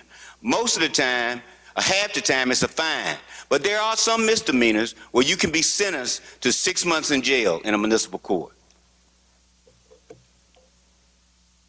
Then it says any person, if any of you have children or adult children who are young enough to be in Jackson doing whatever they're doing, I have some.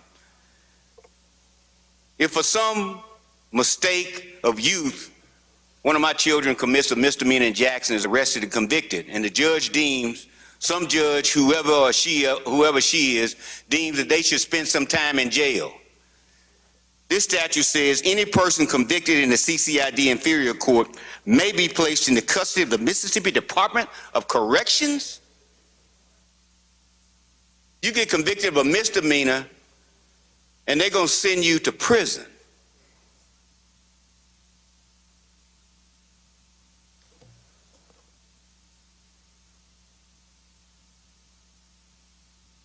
Now, everybody said lawsuit a couple of times up here. Yeah, and I've had a colleague of mine tell me, well, you know how conservative the Fifth Circuit Court of Appeals is. You'd be good if you got a ruling out of that. But I'm going to tell you, there's nowhere in this country that there's a judge, I don't care how conservative he is, who thinks that a person who is convicted of a misdemeanor should go to prison. And this is the law we want to pass. This is what you stay here the last day of the session to pass a law to send people to prison for a misdemeanor. And the answer on my point of order was, well, it's not really a municipal court. It's not a municipal court. I don't care if it's a kangaroo court. If it's a misdemeanor, you should not be sentenced to go to prison for a day. And anybody sitting here should be offended by that. Now I'm going to talk about something that you don't want to hear. The reason it bothers me so much, because I know how selective jurists can be. And see, I'm black. I know y'all can see that.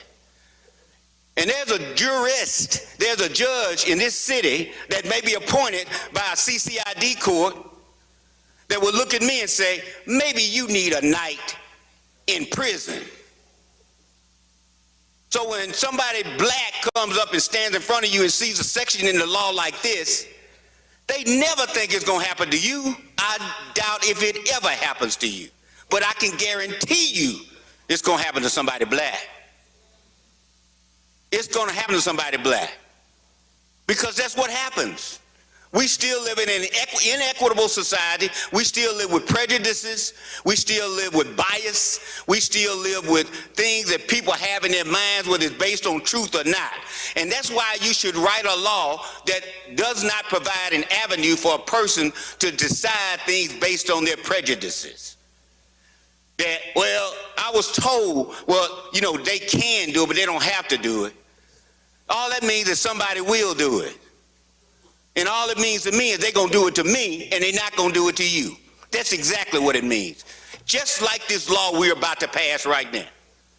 You would do this to Jackson, but you would never do it to Pearl. You would never do it to Ridgeland. You would never do it to Madison. As long as you live would you do that. Because there's nobody in this state who is in a position of power would stand and watch you do it. But there's a judge that would send me to jail and would not send the Speaker Pro Tem to jail for the same crime. And that's why they would send him to a city jail, but not send me to a prison. But you want to pass a law that gives a person that kind of latitude. And you know that I'm right. Not because one of you would be that way, but they got them out there. They're out there. And I wouldn't want anybody to be subjected to that. The other thing in this law is that you want to do something for Jackson that you say you're doing something good for them, so you take 18% of the money 18% of the money collected from the city of Jackson, just like any other city, 18.5%. They get to take that money and use it to benefit Jackson. But unlike any other city in the state, the citizens of Jackson, that money that they collect out of Jackson, they're going to take another 9%. They say it's from the state money, but it's money collected out of Jackson that would otherwise go to something else. They're going to take that 9% just to create a city within a city.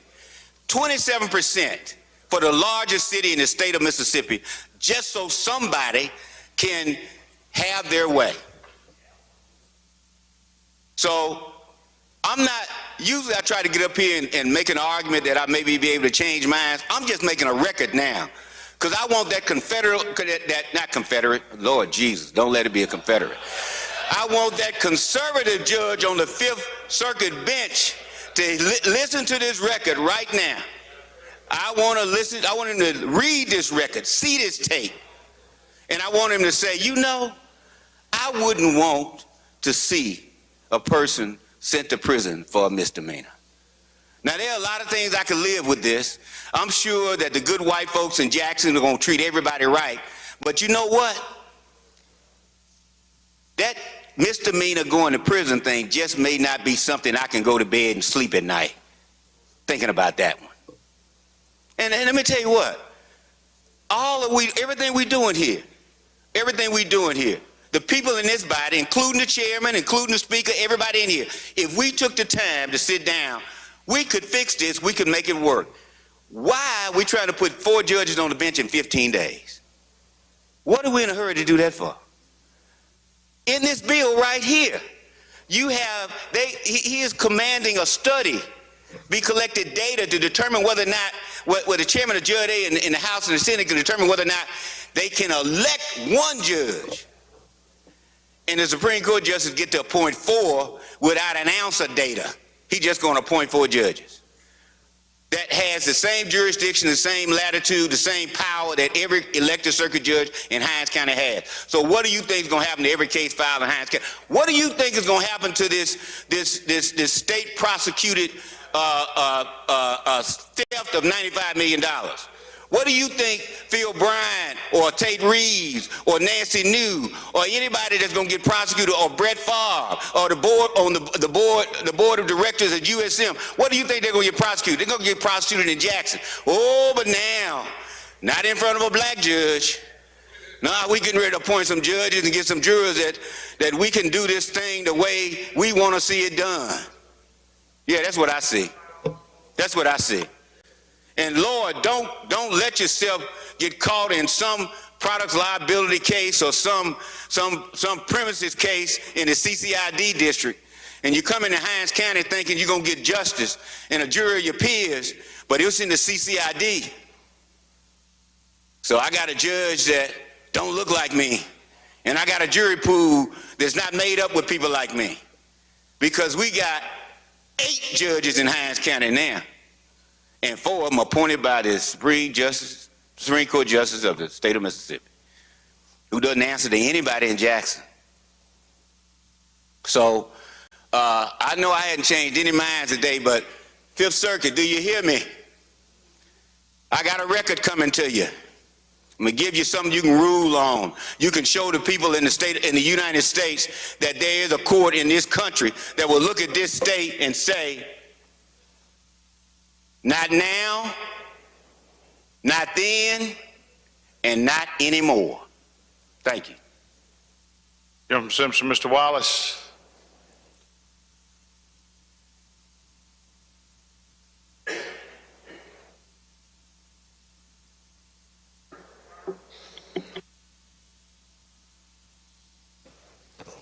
Thank you, Mr. Speaker. Ladies and gentlemen of the House, I've sat and I've listened and I've listened and I've listened. 2 weeks ago, my desk mate and I left here for lunch. And while we was on our way to lunch, he told me, he said, the Capital City Police is going to have a ribbon cutting for their headquarters at 1:30. You want to go by there with me? And I said, yeah. So when we got through his lunch, we drove downtown, parked, walked over to the Regions building, got in there and got to, where the new headquarters is located. And there was several folks there, mainly police officers, and Commissioner Tyndall was there. And at 1:30, when they're supposed to have the ribbon cutting, folks start filtering in, coming to participate in the ribbon cutting. While we were standing there, I was talking to the lady that manages the Regis building. I apologize, can't remember her name. But how this all started is people started reaching out to her. So we need some help down here. We need some folks, we need some law officers down here to keep our streets safe. So she reached out to the Capital City Complex and told them, said, we'll give y'all an office if you'll just come over here and open up in this building. Well, court of state law, you can't do that. So they made it a contract and signed it and everything. And so anyhow, people, as I said, people were starting to file in, and the majority of the people that were there were African-American citizens of that area that lived right there in that area, that was there in support of that being open. They want it. They need it. They're asking for it. Commissioner Tyndall's done the speech, the ribbon cutting right before, and as he was talking about what was going on, he said, one of the things that's taking place is there's a coffee shop that used to be in the Regents building, has now done called the manager and asked, can I open up? Can I come back to my old place of business and open up? Because now we feel that the citizens feel safe enough to come back and support us to where we can make a living in there. And I thought that's what y'all want. Y'all want Jackson to prosper? And that's how it does. You get businesses come back. Not only is that coffee shop coming back, but there's some other businesses has contacted the manager of Regents building and asked about possibly locating there, bringing people back in. My point being is, and I've listened to all y'all, and I know, the members of the Hinds County delegation love Jackson. I love Jackson. I mean, like the chairman said a couple weeks ago, Jackson is the state capital of Mississippi, and I think we all know that. And it's our state capital. I live in Simpson County, but Jackson is the capital of my state. And if the folks in Jackson show up to support a police that is going to take care of them, that they can count on, and I'm not knocking the Jackson City Police Department, but these folks that live in that area, they want something, and they realize that what we're trying to do for them is going to work, and they was there in support of it. That's all I got to say. I'm good with this bill. Gentleman from Hinds, Mr. Crudup.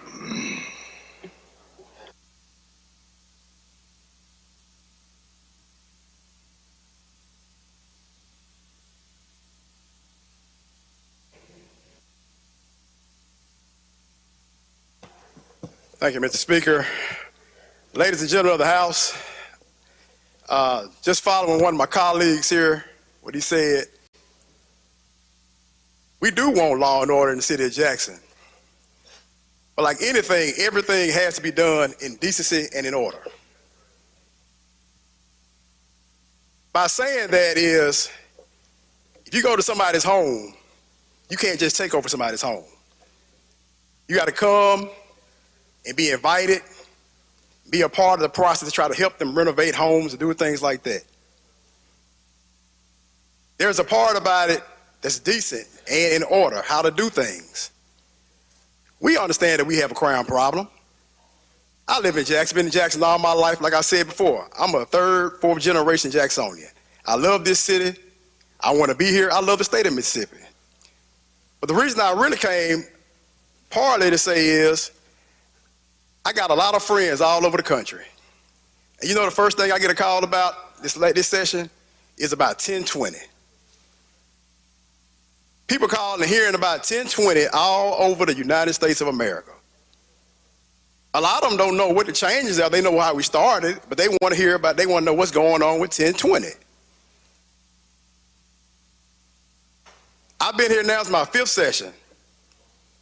Last 3 years, we done 1020. Now we did CRT last year and some other things the year before. What I'm concerned about is the image of our state.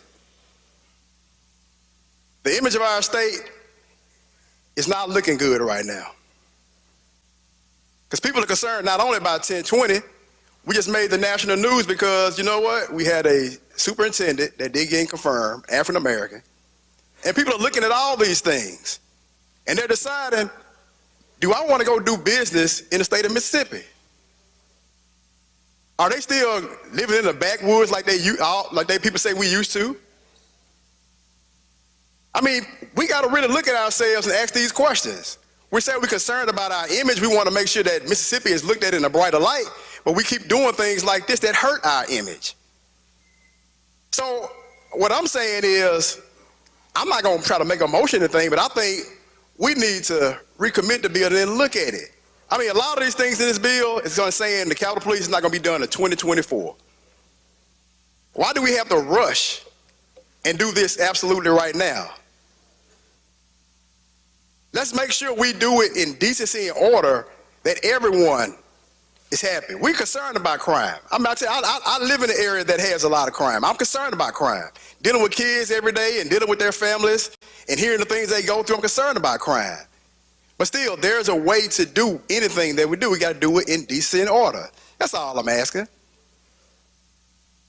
Let's come back next year and do things the right way so that way sure that everybody knows that, you know what, in the state of Mississippi, they're turning the page. That they bringing all of us to be a part of this process. Thank you. Jim from Washington, Mr. Hines.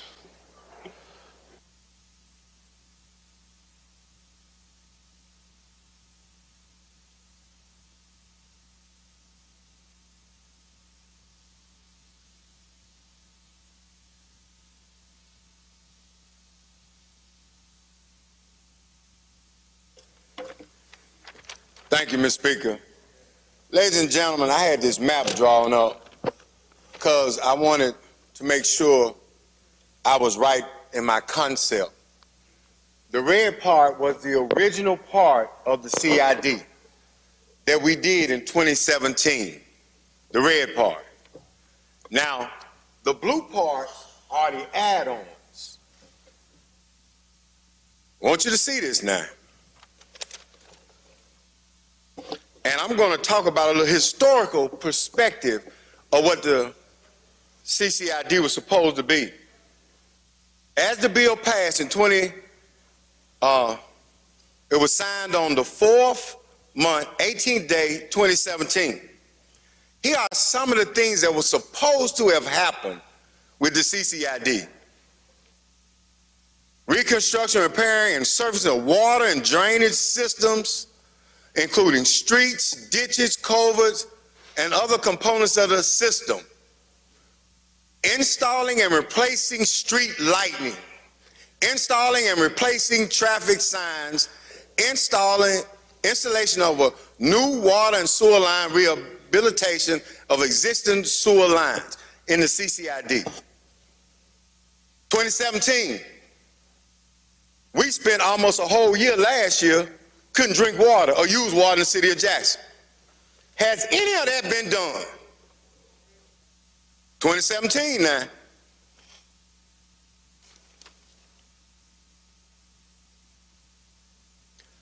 Some more. Let's look at this. Relocation, underground power and communication lines ain't been done.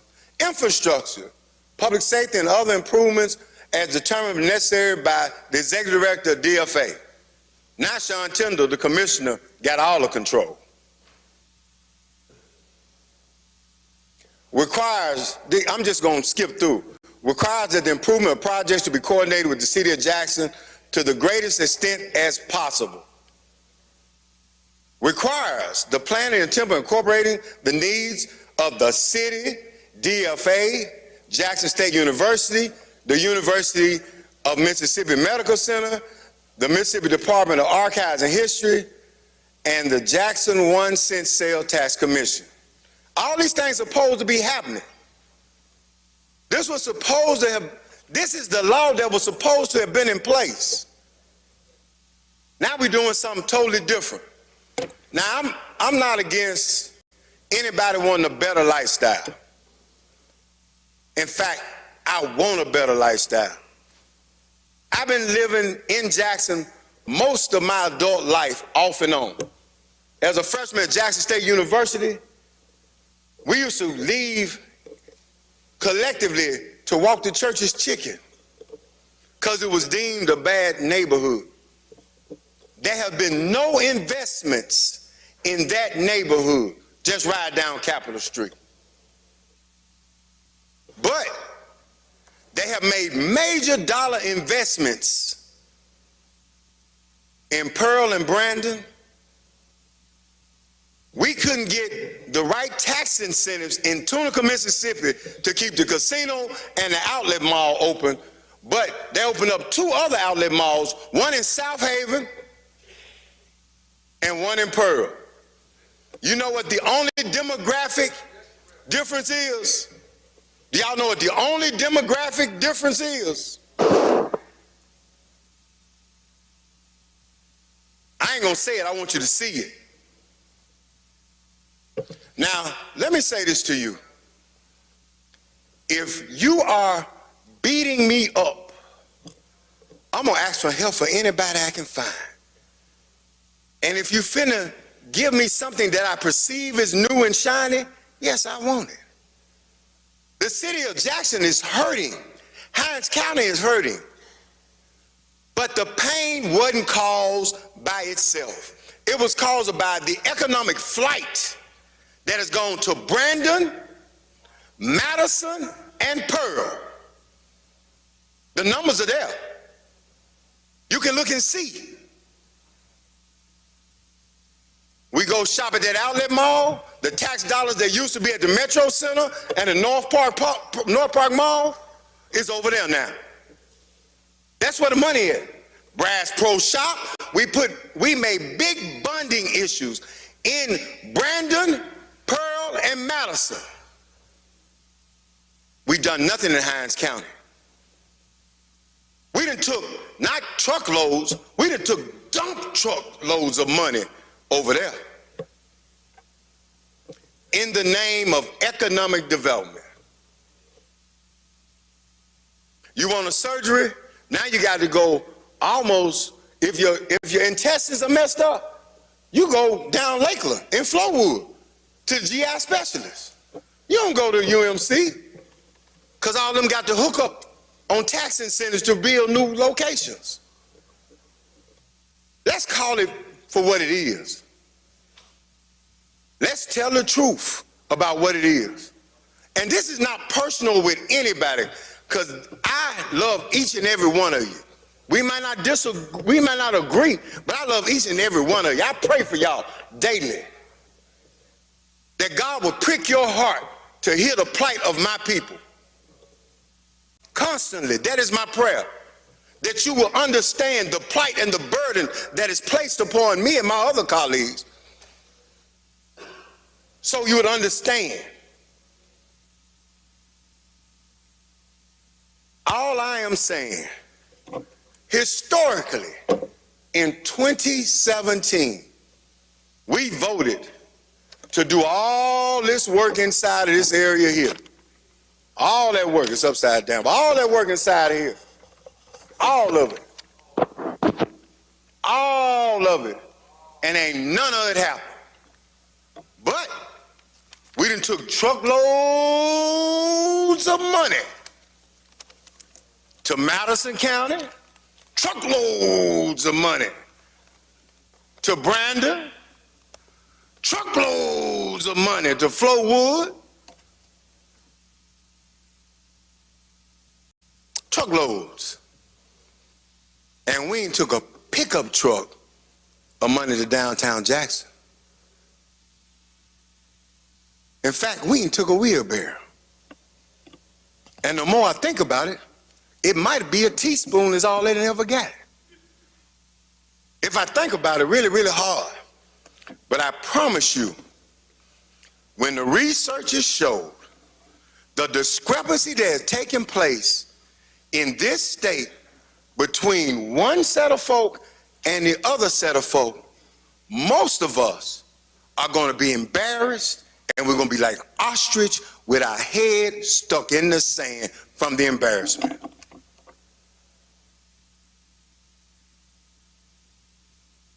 From Hinds, Mr. Brown.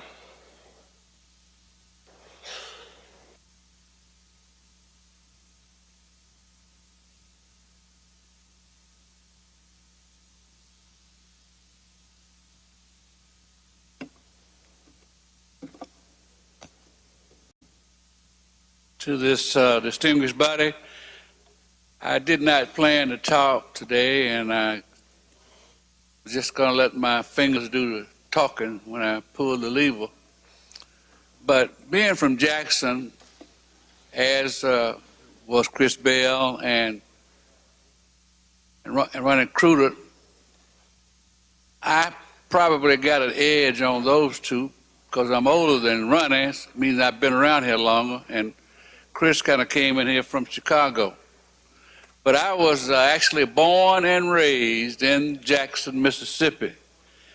When Jackson was I remember when it was a 25,000 hamlet right here, before it burst into a metropolis of over 200,000 people at one time. But I was here when it was a hamlet, so to speak.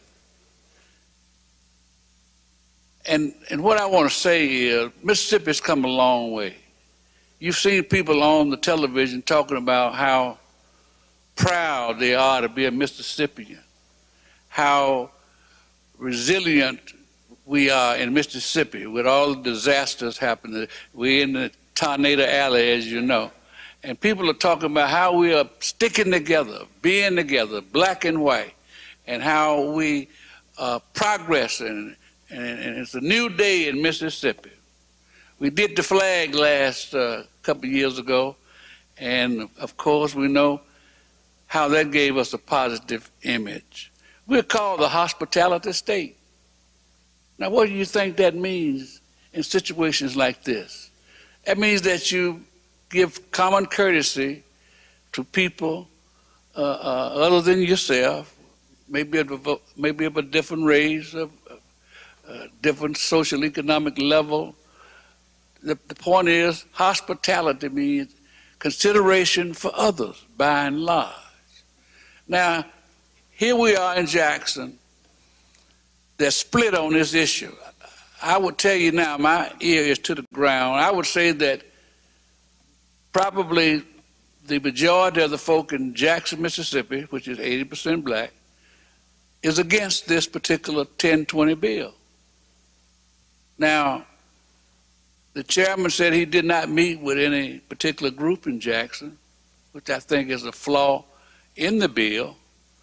And in regards to that, there was no input then from the citizens of Jackson, by and large, nor the elected officials in Jackson. The mayor, the city council, nobody was met with. On top of that, generally, when we have initiatives such as this, we have what you call a public hearing, don't we? And nobody has called a public hearing on this matter. I think if we had had a public hearing, we would have had it straightened out now in terms of whether we should go with it or not. And let me tell you something else, that nobody fool you. Mississippi is trying to fill up these private prisons around here in this state. And with these misdemeanors, as Chris Bell so elaborated on, going to prison for a misdemeanor, that means that they're trying to fill up some of these private prisons. Let nobody fool you. We can see that. People can see that.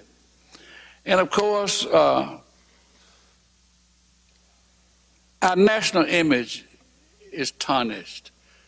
When are we going to try to uphold our image? We passed the flag. We gave a little money to hospitals this year.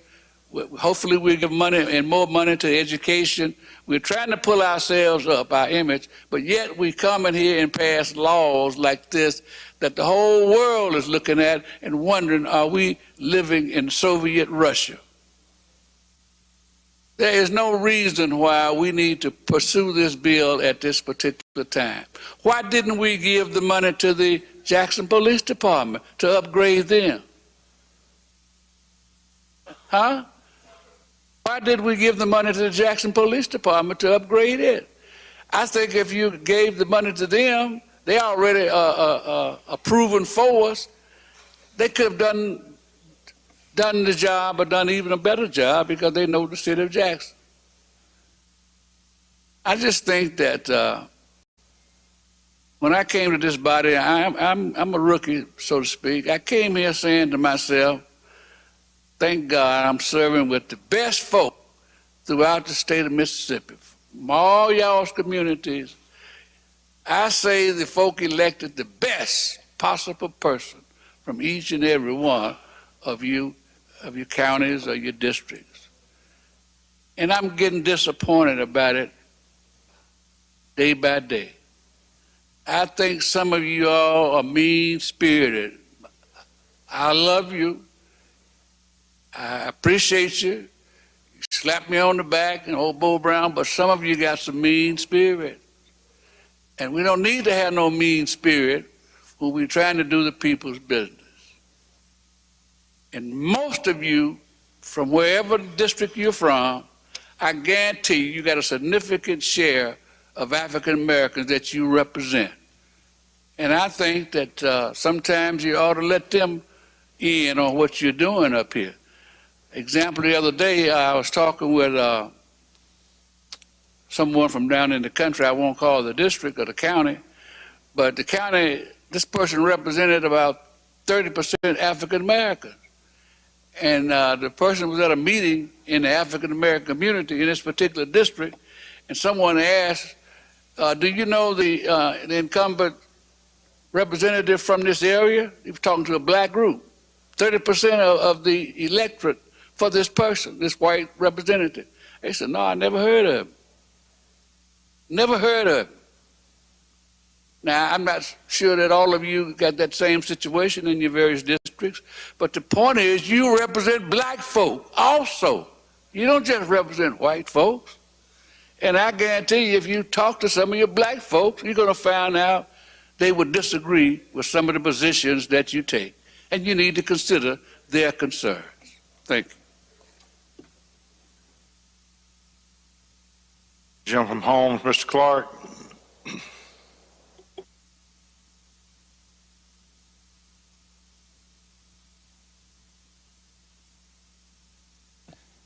Thank you, Mr. Speaker. Ladies and gentlemen of the House, I had made my mind up I wasn't coming, but I just had to come down probably my last time this session and say a few comments. The gentleman from Washington brought up a good point. 6 years ago, water was cut off. They set up porta potties in the front of the Capitol. And the word was, we have to do something. The infrastructure in Jackson is horrible. We came to this Capitol and we passed legislation that was going to fix the problem. They said that we're going to take the money that's available, we're going to bring some of the best people to the table, and we're going to fix Jackson water and sewage problems. 6 years later, there's no talk about fixing in the pipes. I don't think one yard of pipe, sewage or water has been laid. We got crime going on in Jackson, to that same notion, we got to do something. Jackson need help. Let's expand Capitol Police. And this notion that we got to do something is a flawed notion. And I want to caution this body that we cannot confuse movement with progress. They're not synonymous. To just do something. And the truth of the matter is that we're actually setting Capitol Police up to fail, if we want to be honest. When we first debated this bill, you remember I asked, I think the gentlelady from Hines when we was expanding it, is that they've been patrolling the streets for a year or so. What does the fact say? In this little small jurisdiction that they've been in, have we seen a decrease in crime? Have we seen a decrease? Saturday, while we was over there partaking in some seafood, 150 yards away from where we was, what happened? Capitol Police was right there minutes after it happened. Young man shot and killed 2 people. That's in the Capitol complex. They was patrolling the area. 2 weeks ago, right over there on Jefferson Street, right down the street from where some of you live, there was a drive-by shooting. It was a Mustang. You saw it on news. Guy got killed.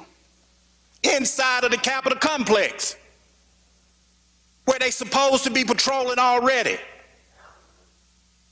So what difference is it going to make? If they're going to make a difference out on county line now? We are setting these men and women up for failure. No detectives, no SWAT teams, no crime scene investigators. And then the bill says that Sean Tindall, the commissioner, is going to set up a 911 system. That's a good idea. But let me tell you why that's flawed. 72% of the houses don't have home phones anymore. 72% of the homes don't have home phones. So when I'm calling in on my cell phone and says somebody's robbing me, are they going to send it to the 911 for Jackson? Are they going to send it for the 911 for the Capitol Complex? How you going to know where they located? Now 911, from my understanding, is done by towers. If a tower is located in a particular zip code, it sends it to that one. The way that this is drawn, you're going to have, in parts of the city, a tower that's going to be located both in the Capitol. Zip code is going to be both in Jackson and in the Capitol Complex. So which 911 is the call going to go to? I mean, but we thought this thing through. Maybe Mr. Tindall can tell us, or somebody who, a tech person, can tell us how they're going to identify. And do you think that the police are going to get there any faster? When we don't even know who to send the 911 call to? Is it anything in this bill that's going to speed up the processing at the crime lab? If a rape kit go because we set up a Capitol Complex, is it not going to still take 8 months for a rape kit to be processed? These are some problems in the judicial criminal process, and it's not being fixed in this bill. So it's going to pass, but I'm telling you here that I'm going to be one of the first ones to come back in 3 years and tell you I told you so. We're not going to see anything. And I understand the frustration, but you cannot confuse doing something with being progress. This is something that we need as a body to form a task force. Bring the Hinds County delegation. These people here live here every day. When we go home, they go back to the communities. They know what's going on. They're where the rubber meets the road. Create a task force. Bring them to the table. Bring community stakeholders to the table. Bring Capitol Police to the table. And I'm one that do think Capitol Police is a piece of this puzzle. But this is not the answer the way we're doing it here. So ladies and gentlemen, I'm going to ask you, I know it might be in vain, you're ready to go home, but I'm going to ask you to vote no. Let's make sure that we don't set our Capitol Police men and women up to come back here in 5 or 6 years and we say that this thing was a failure. And I yield to the gentleman from Madison, Mr. Speaker. Gentleman from Madison. Hello, testing. Gentlemen, you're a historian, I know. And I want briefly, you heard the discussion about prisoners who convicted of misdemeanors may be sent to the state penitentiary over there on Pearl. That's correct. You know that's not the first time that Mississippi has done that, don't you? Gentlemen, you're correct. February 11, 1970, up in Mississippi Valley State, 900 students who were at best could be charged with misdemeanors were sent to Parchman. You remember that? I wasn't born yet, gentlemen, but I've heard the story, and I know the story well. And that's why I thought you'd be a good historian. Now, you recall that for decades, that story resonated around the country. It and did. The primary criticism about Mississippi was sending those kids to Parchman, to a state penitentiary, when at best all they could be charged with and was charged with was a misdemeanor because they were protesting about, for what? Civil rights. That's correct, gentlemen. That was correct. And ladies and gentlemen, the gentleman from Madison also bring up a good point. 18-year-old kid get picked up for DUI. Do we want to send him to over there to Rankin County to lock up? And the bill don't say whether they can be housed with state inmates or not. Throw them out there into general population with the murderers, with the rapists, with everybody else. This is a bad bill, and I think it's bad for Mississippi. I ask you to vote no. Gentleman from Washington, Mr. Bailey.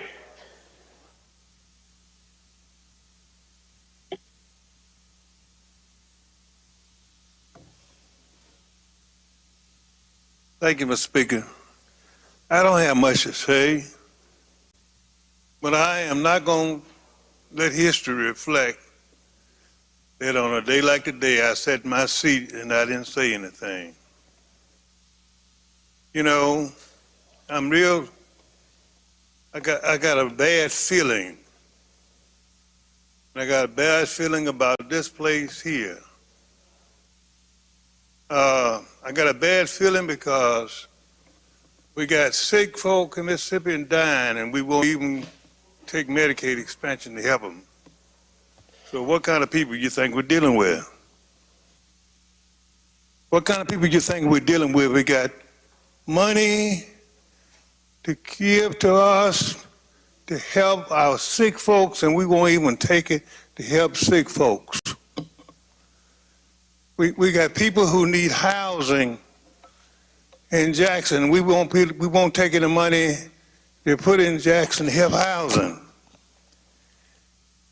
We've had an education system that we, over the years, and not putting the money in education to help improve the education here in Jackson. And out of the 29 years I've been here, Jackson's been coming, and especially since we've had a black administration, they've been coming year after year after year asking for help. And and we've turned them down. I ain't turned them down, but my colleagues have turned them down. And you laughed about it. I remember when I got out of law school and I tried to better myself, to try to do things to help Mississippi out. And I was able to buy a home in a little subdivision. At that time, this subdivision was all white. But the moment I moved in, all the whites moved out. I hadn't done anything to them. I kept my lawn up. I kept my house looking good. But they moved out because I was black. They did not want to be around me because I was black. I moved in another neighborhood. It was all white, but the moment I moved in, all the whites moved out. Again, I have not done anything to white people.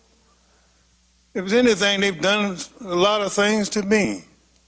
I've been threatened with arrest. I've been shot at. I've been done a lot of things. And every right that I have been trying to exercise in this state of Mississippi, we've had to go to court to try to get it. And I know how the Indians feel. And then y'all believe this lie that Columbus discovered America. That was one of the biggest lies ever been told. 40 and 50,000 years before Columbus got here, there were Native Americans and Africans here on this continent. But you don't see them now. They're on a reservation. But now we're creating another reservation here in Jackson, Mississippi. We're separating the good white folk from the other rest of the color folks out there, and we're making a reservation out of them.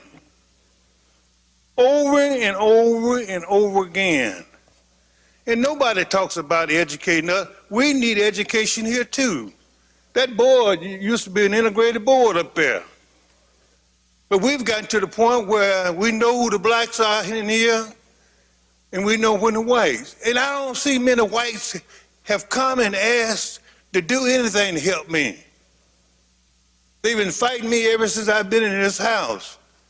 And I haven't done anything to come down here to try to represent my people and try to help make things better in Mississippi. But the white people in this body, they have not tried to reach across the aisle and help me to do anything. I've had to beg and scratch. We have gotten on our knees almost to the chairman of appropriation to beg for Coahoma Community College up there there's a school, Mississippi school, begging for money for dormitory falling down, trying to beg for money. I am so tired of us having to beg for things here, and we are citizens in this state. But yet we can give Ole Miss a school to study 1776 when the only thing they're going to tell is a bunch of lies. And I mean that. Because 6 of the founders of the Constitution had black children, and they won't teach you about that because it's against the law of Mississippi, critical race theory, to teach the truth about things. And we all praise ourselves about all the lies. I know God's so sick and tired of y'all parading people, these preachers in here, asking for wisdom in this house. And I feel so bad when a black preacher come up here and he doesn't know, and praying for wisdom, thinking he done something before he walks out that door. They're going to be voting against black people because they're black people. And I know you don't like it because I say that, but I ain't got nothing else to show. Because you ask the Indians who own this country, now where are they? You ask the black people who came over here on slave ships and helped build this country, where are they? Still fighting just to have the decent right. You can't even get this state to approve Medicaid to help people to get free health care. And yet we put all the money we can put in our stuff in our campaign accounts. And we get these lobbyists, they don't give it to me, but we get these lobbyists to give us all this money. And we come here to help fatten our pockets and our pocketbooks and our bank accounts and things. But that poor little man out there we can help to get to the doctor, to help to be treated for cancer, won't do it. We won't even help those people out that we do it, and it's free. We won't even help them because it's free. It's free. We won't even help it when it's free to help people out. You don't tell me.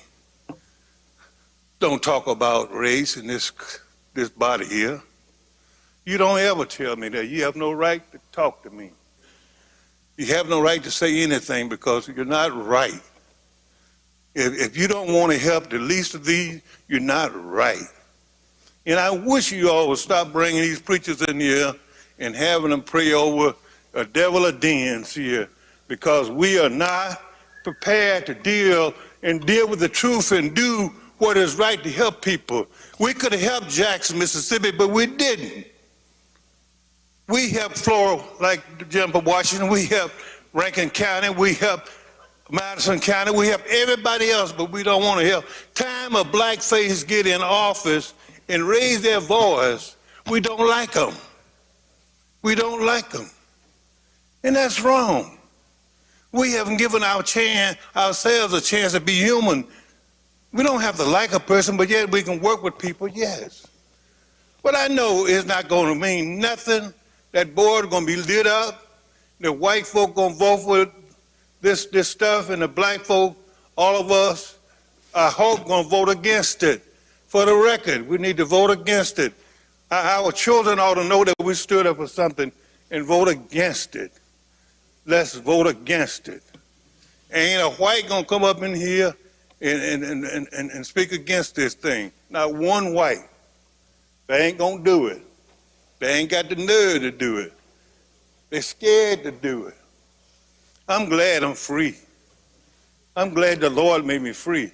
I'm glad I can say these things because I know I'm telling the truth. I know sometimes the truth hurts.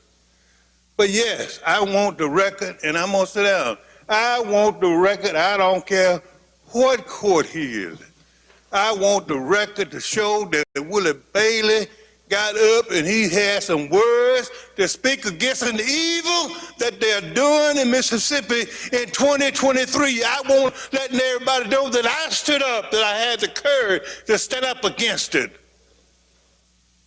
And y'all can play politics if you want to, but something soon is going to show you who's in charge. Thank you.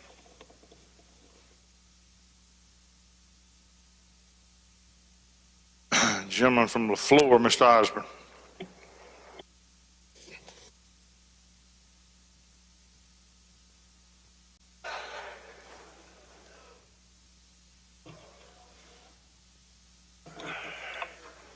I don't think I'll be long because most of what I wanted to say has already been said. But I hope that people, if there's any people in this body of goodwill, vote against this bill. This bill cancels out the rights of citizens of Hinds County and the right to vote for people in Jackson. It takes away the power of the people to elect voters, elect judges in certain parts of Jackson.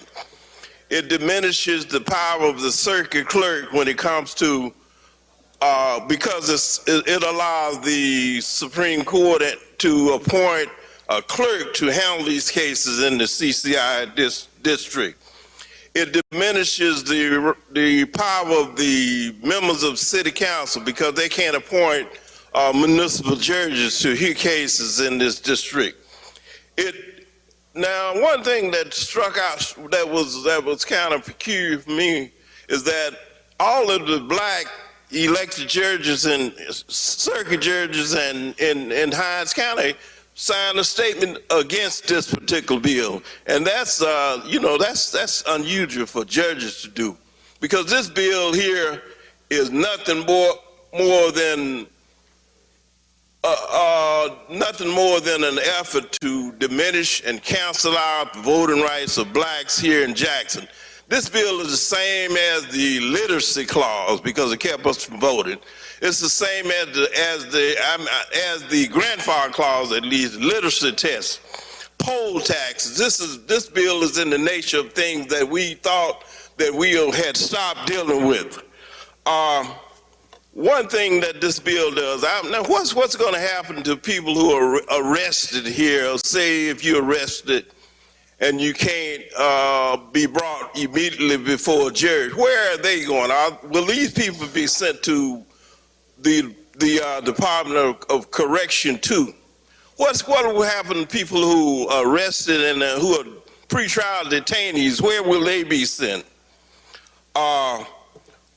How is this bill helping to reduce the backlog in Jackson and Hinds County and in other counties across the state when nothing is done to deal with the crime lab where a lot of bills get bogged down?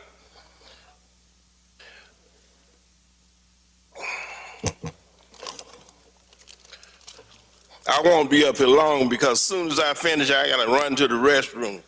But I'm old, so I have to go pretty often. First thing I do when I come in the room in a building is find out where the restrooms are located, because I know I'm going to be running there pretty quick. But let me go and get this out of the way. Now, Mississippi has a reputation of being last in everything. We're last in health care, last in education. We have hospitals about to close. We're last we're last in economic development. We're last in school integration. I know when I was in school, we had out-of-date textbooks. We're last in providing supplies to teachers in these schools. And when I was in school, we got when the textbooks was out of date, they came to our school. We got them. We got the buses that were out of date. When new buses models came in, they sent them to us. I went to school in dilapidated buildings where a teacher taught 2 grades.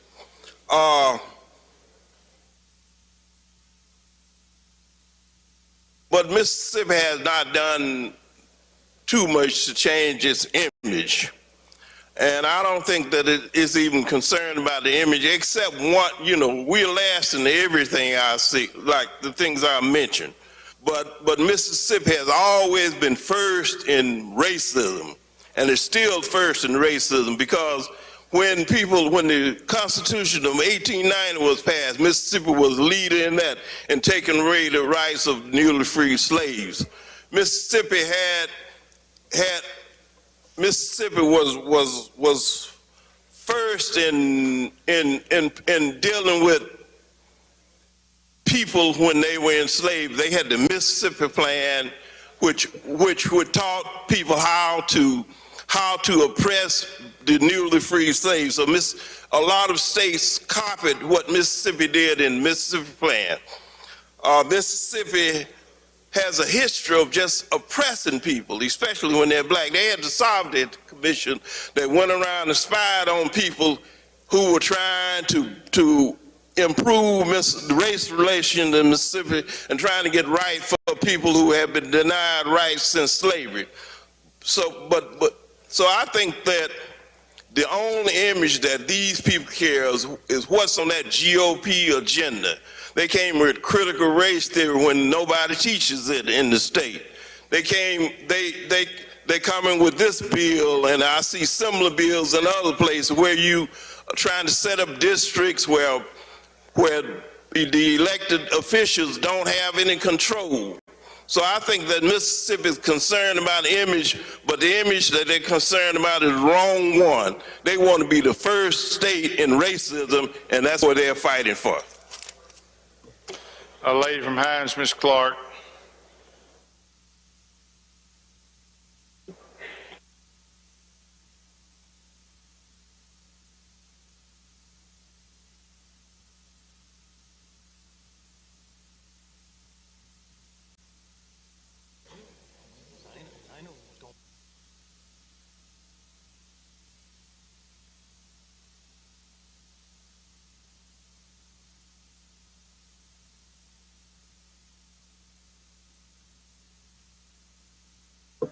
Thank you, Mr. Speaker.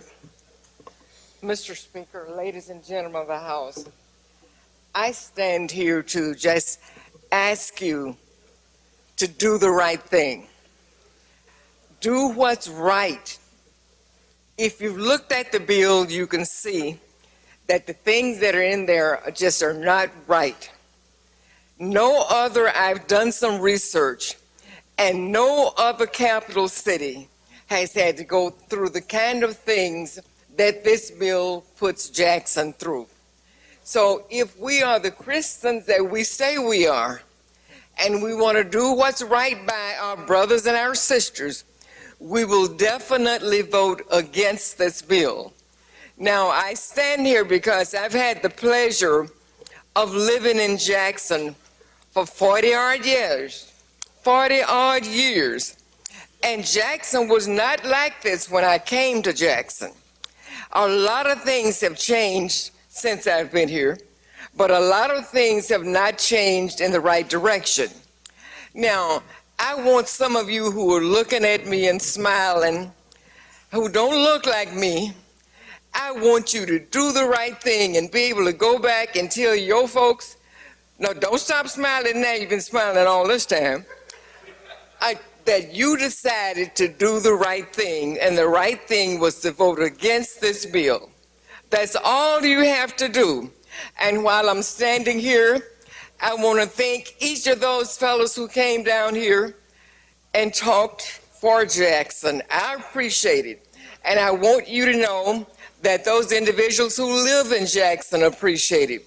Because one of my constituents called me this morning and say, what you all do, what they doing, trying to take our legs away? She said, because that bill takes all of the legs, the 2 legs we had will be gone by the time we do that. She said, then that is not right. She said, if we need to do something about this, and if you all don't speak about it, we're going to have to speak about it. So all I ask you to do, I want us to speak about it this evening. Vote against this bill, do the right thing, do the Christian thing, do like you'd want somebody to do if it was your city that we were doing this to. Because you know, like I know, the years that I've been here, almost everything that I brought up here, if it was for Jackson, most of it, 90% of it, didn't get out of the committee. But I want you to do the right thing. Think about it. Do the right thing. That's all you have to do is do the right thing, and do the right thing is vote against this bill. Thank you so very much. I appreciate your time. And it's been a pleasure serving in the House with you. This is probably the last time I'll be up here, but it's been a pleasure. It hasn't all been a pleasure, but most of it has been a pleasure. Have a good day.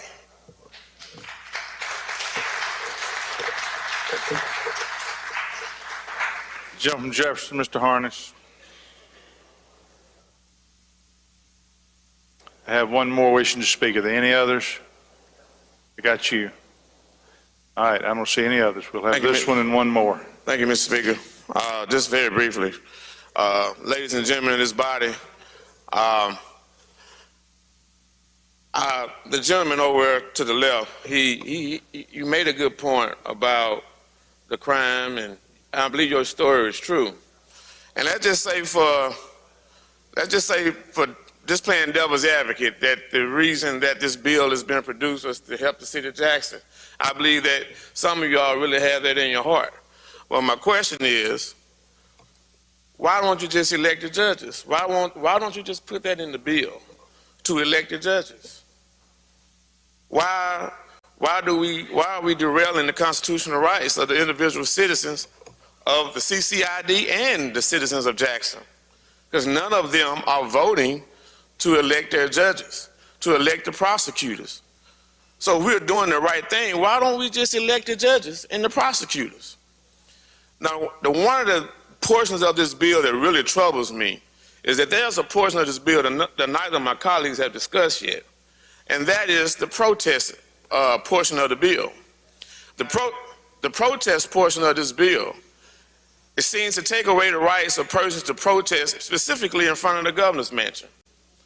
So why are we trampling on First Amendment rights? The Constitution, the United States Supreme Court, of anything, protects a right to protest on public property. Your protections of freedom of speech are diminished on private property. But here we are taking away the right to protest on public property. You see protests in front of the White House all the time. What makes the governor of Mississippi so different? So we're trying to do the right thing. All I'm saying is, why don't we just make this bill constitutionally adequate? All we have to do is put the constitutional elements into this bill, but we are bypassing all of that. Why are we doing that? Ask yourself that question. Now, I got one other point I want to make. I believe in the principles of Martin Luther King. When I was 21 years old, I was gunned down in the street. I was shot with a 12 gauge. I got away from them streets after that. I learned my lesson. I haven't touched a gun, I haven't shot a gun since then. I have not. And so my point I'm trying to make, after that I decided to go to law school, work with students. And I became a prosecutor. I've done a lot of criminal defense work. And I just think that this is an unpopular bill. And I want you to think about how unpopular this bill is. It's a very unpopular bill. And what's to come as a result and the consequences of this bill, you may not like. Because just as I believe in the principles of Martin Luther King and nonviolent protests, there's a generation that don't care anything about being nonviolent. They will not be afraid, and I hope that everything works out for the sake of everybody in this body, because I serve with you. I'm going to vote no on this bill, but this bill, I'm taking this bill home with me. This bill is not going to stay in Jackson.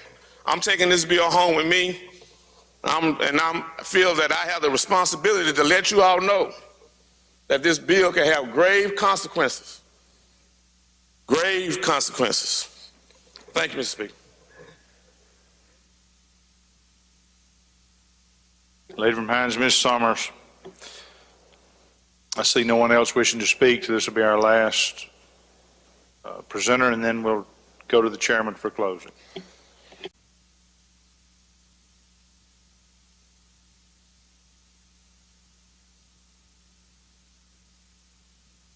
Thank you, Mr. Speaker. House Bill 1020 and the other bills that have created this punitive puzzle towards the city of Jackson have been extremely exhausting. They have frustrated us.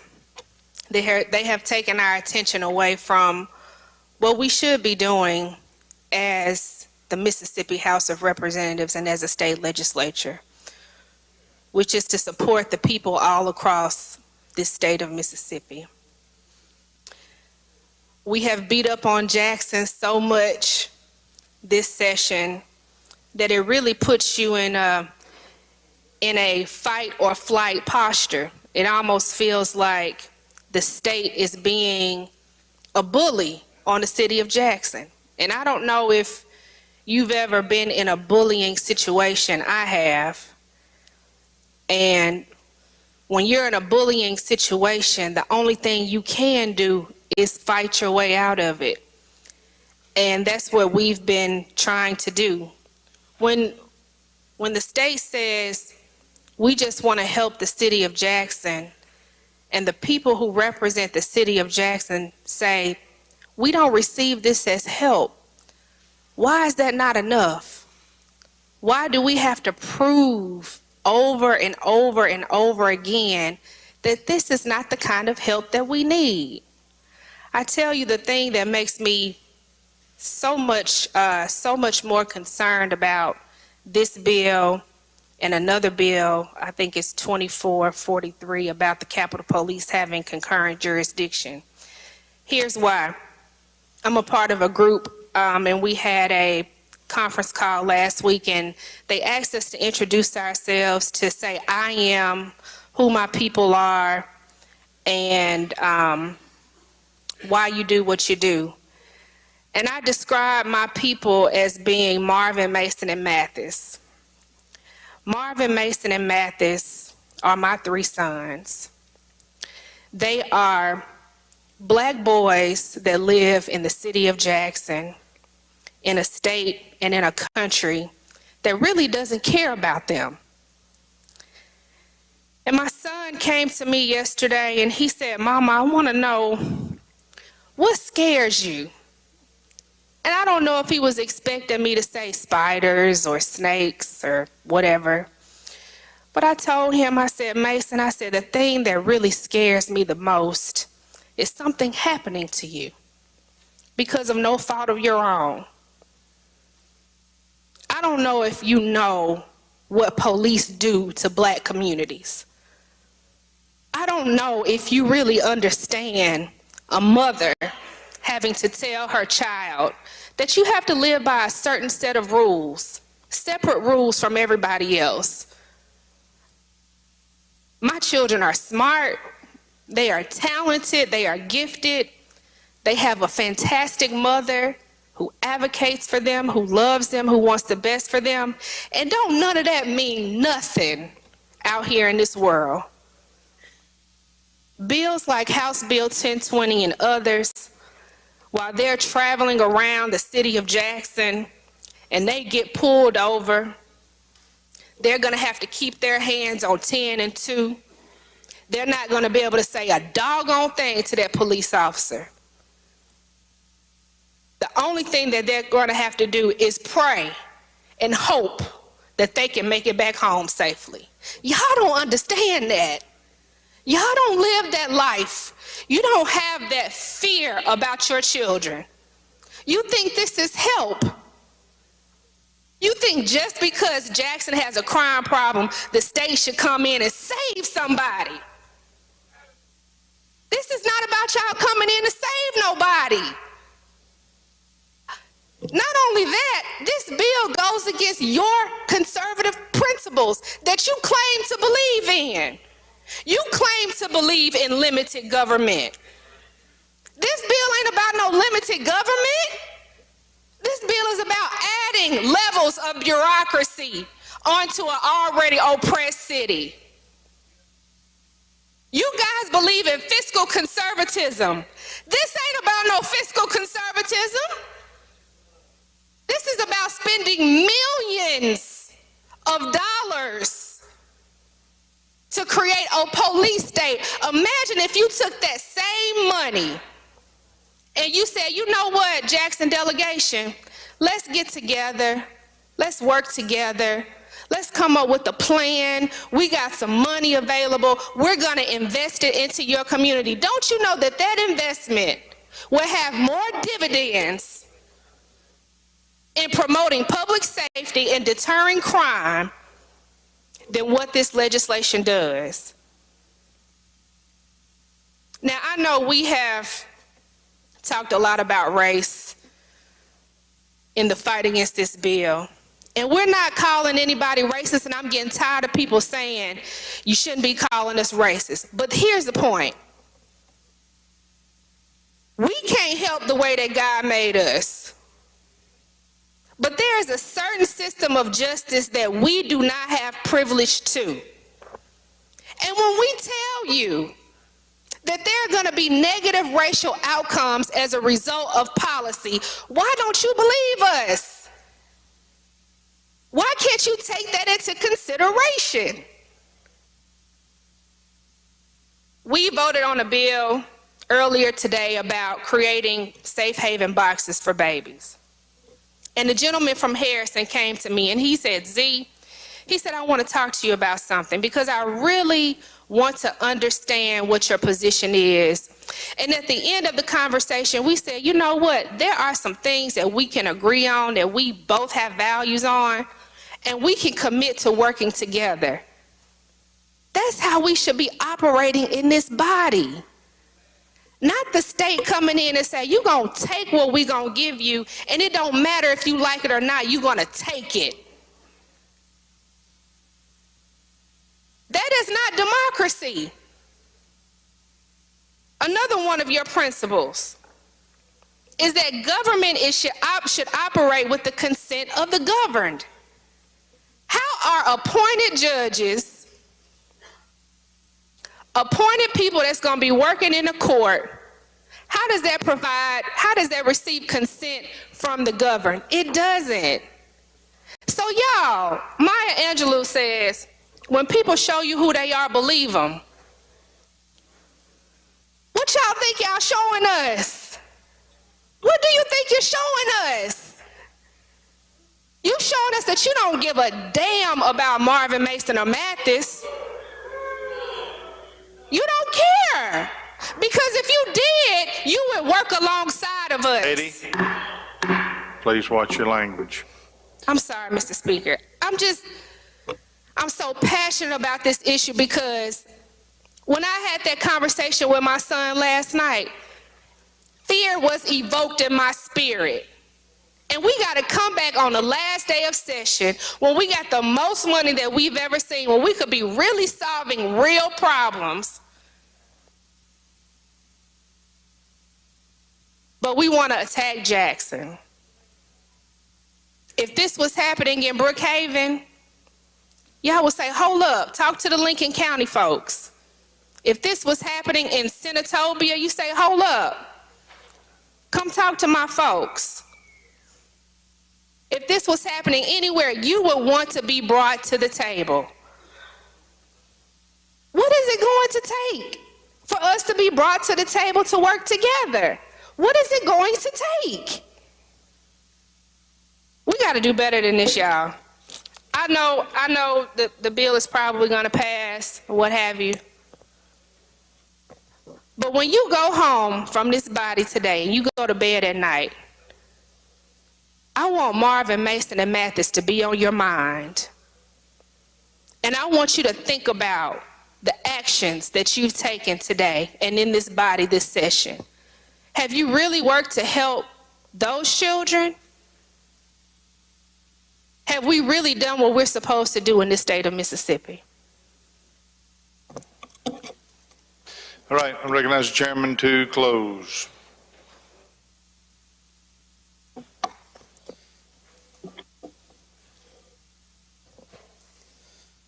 So here we are again. I get to respond to all that. And as I said 2 months ago. Now, gentlemen, I've got a right. If I got to sit here and listen to what I've just listened to, I have a right as well. And I'm going to use it right here. Because guess what? You ain't the only ones trying to make a record, gentlemen. I get to make a record too. except my record is going to focus on the regular people of Jackson instead of the politicians that get in here and are more concerned about the politics of a number, 1020, than doing the right thing for the people who live outside these walls. And let me tell you what, gentlemen, you talked about being offended. I'm offended as well. And I have that right, because my heart bleeds red just like yours. That's the only color that should matter in this building. If I have to stand here and listen to being called a racist because I'm trying to do the right thing, we're going to talk about the color that matters. And that's the red that flows in my veins and yours alike. Now, why am I offended?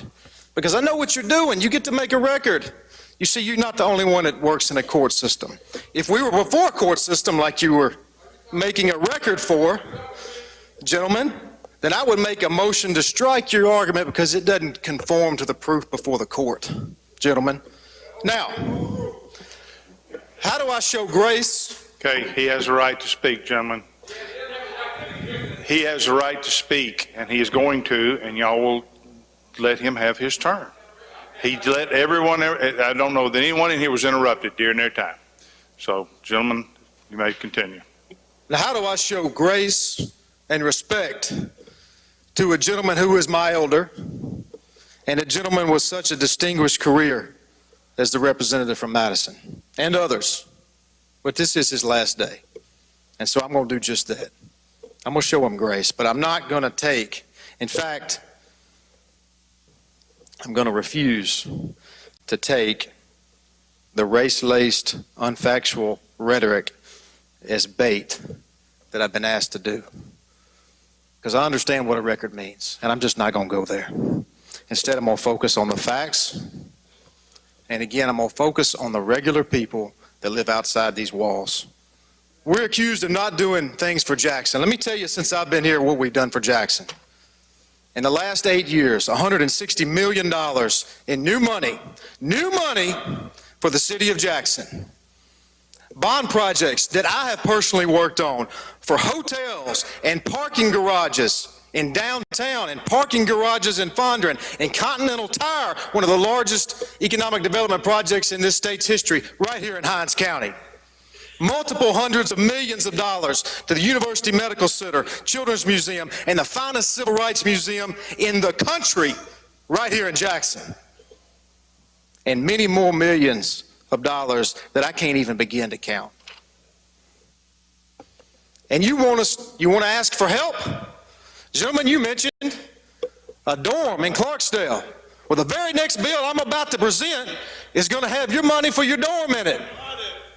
And you didn't beg for it. You had a responsible meeting with me one time, and you asked for it, and it's worthy, and we're going to help those people up there. But we're not going to turn over hundreds of millions of dollars to a city government over the last several years that's theme is this: no water, no sewer, no garbage collection, no attempt to collect the necessary fees that operate those systems, no adequate police force because of failure to respect the police force of the administration and the fire departments, and a failure of the Hinds County leadership to support its own courthouse and its jail. Why is there a provision in here, gentlemen, that the commissioner may contract with the Department of Corrections in Rankin County, a mere 15 minutes next door to us?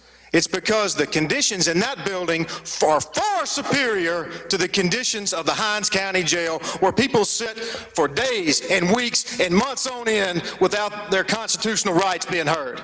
No, I refuse to sit down and not have my say either. It's the last day of the session. And some of the people, the lady mentioned race, she's tired of it.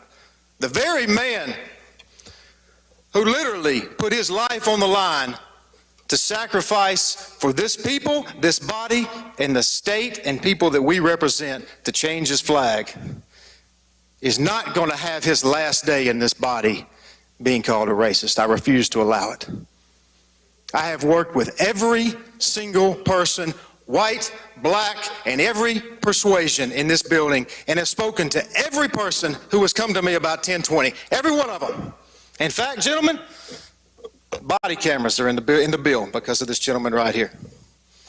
And there are many, many more. The gentleman in the back, his daddy's church is in the building because he requested that he be inside the CCID. Gentlemen, there's businesses in this bill that are going to have the support of the Capitol Police because the members of Jackson and Hinds County have requested to me that the Capitol Police have jurisdiction over their place of business. I'm not going to focus on race-based and racial-laced rhetoric that's not factual.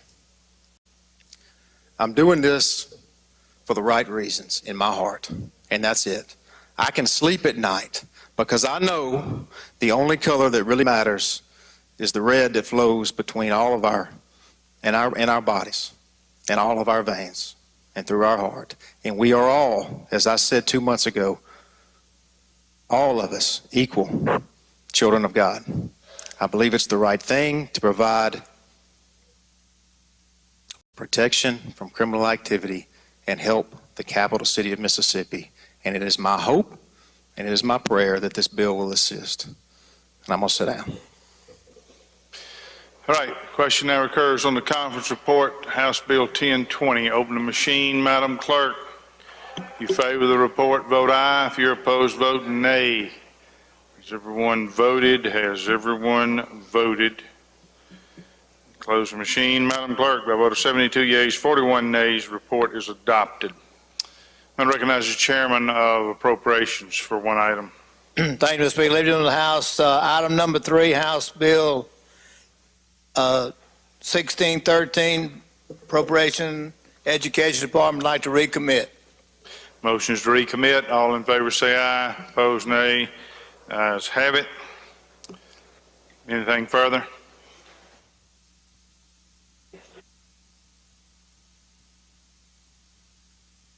Gentleman indicates to be about 5 or 10 minutes before that one is ready.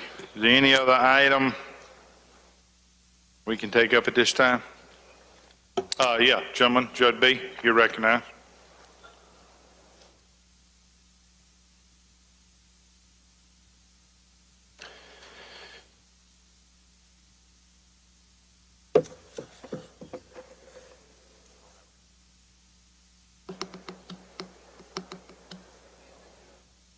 All right, I think it's number 6. We're on the general calendar, page on the general, 3, item 6. Senate Bill number 2343. You're recognized. Thank you, Mr. Speaker. Ladies and gentlemen, this is the Capitol Police revised the jurisdiction of. Section 1 amends the parts that the Department of Public Safety shall have jurisdiction over, adds the Governor's Mansion and the Supreme Court building. Section 4 comes to us at the request of the Department of Agriculture, just allowing the Department of Ag to have Capitol Police there at the presence of the fairgrounds. Also, the Department of Public Safety can enter into an agreement with them to charge a fee for those services if need be. The bulk of the bill, and I'll tell you, starts at 77. Section 6 says that the Department of Public Safety shall have primary jurisdiction as opposed to any other state or municipal law enforcement agency within the Capitol Complex District, and such enforcement shall be its primary function. So within the CCID, the Capitol Police has primary jurisdiction. This jurisdiction is concurrent with Jackson Police and the Hinds County Sheriff's Department. Both will have concurrent jurisdiction within the CCID. The Department of Public Safety may choose to present cases to either the district attorney that we just talked about in 1020. If something happens within the boundaries of the CCID, they can report that to either the district attorney or to the Attorney General's office that have been put forth in 1020. Section B of that, 107 of Section 6, it flips that. The Department of Public Safety has concurrent jurisdiction inside the city limits of Jackson, with Jackson Police Department. So just flip that, kind of works like the Highway Patrol. They have concurrent jurisdiction, but they have jurisdiction all over the state in that regard. So there's nothing in this outside the CCID districts. The Department of Public Safety shall not be primary and shall be concurrent with the City of Jackson and that of Hinds County. Section C is we required written approval by the Chief of the Capitol Police or the Commissioner of the Department of Public Safety before any event occurs on a sidewalk or street. And in my view, one of the best parts of the bill requires the Chief of Capitol Police and/or the Commissioner or Department of Public Safety to have meetings, monthly meetings, beginning on October the 15th of this year to talk about what's going on within the boundaries of the Capitol complex and to address concerns of the public. So it requires a public meeting every year, every month, beginning October the 15th, 2023, and this goes into effect July the 1st of 23. That's an explanation of the conference report.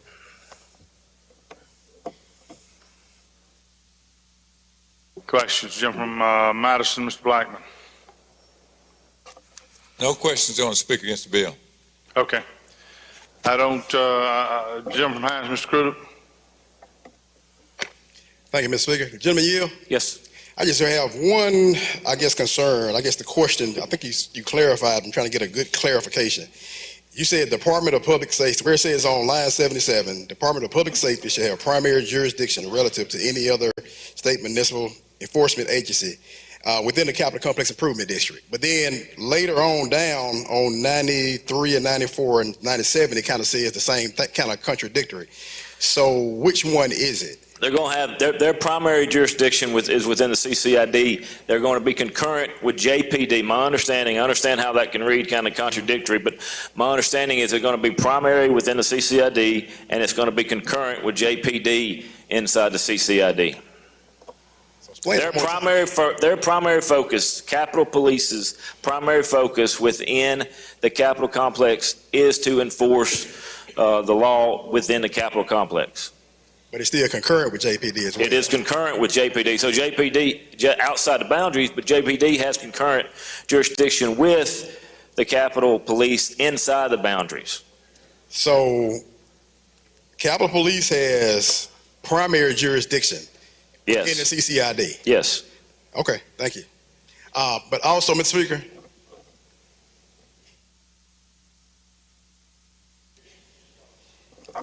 Speaker, I'd like to speak on that bill as well. All right. Jump from Warren, Mr. Denton.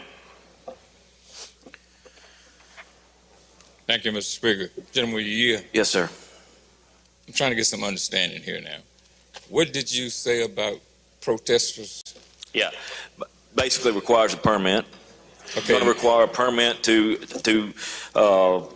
I wouldn't use a protest, but a permit to have a parade, a permit to have any type of event within the CCID, very similar to what Jackson does now.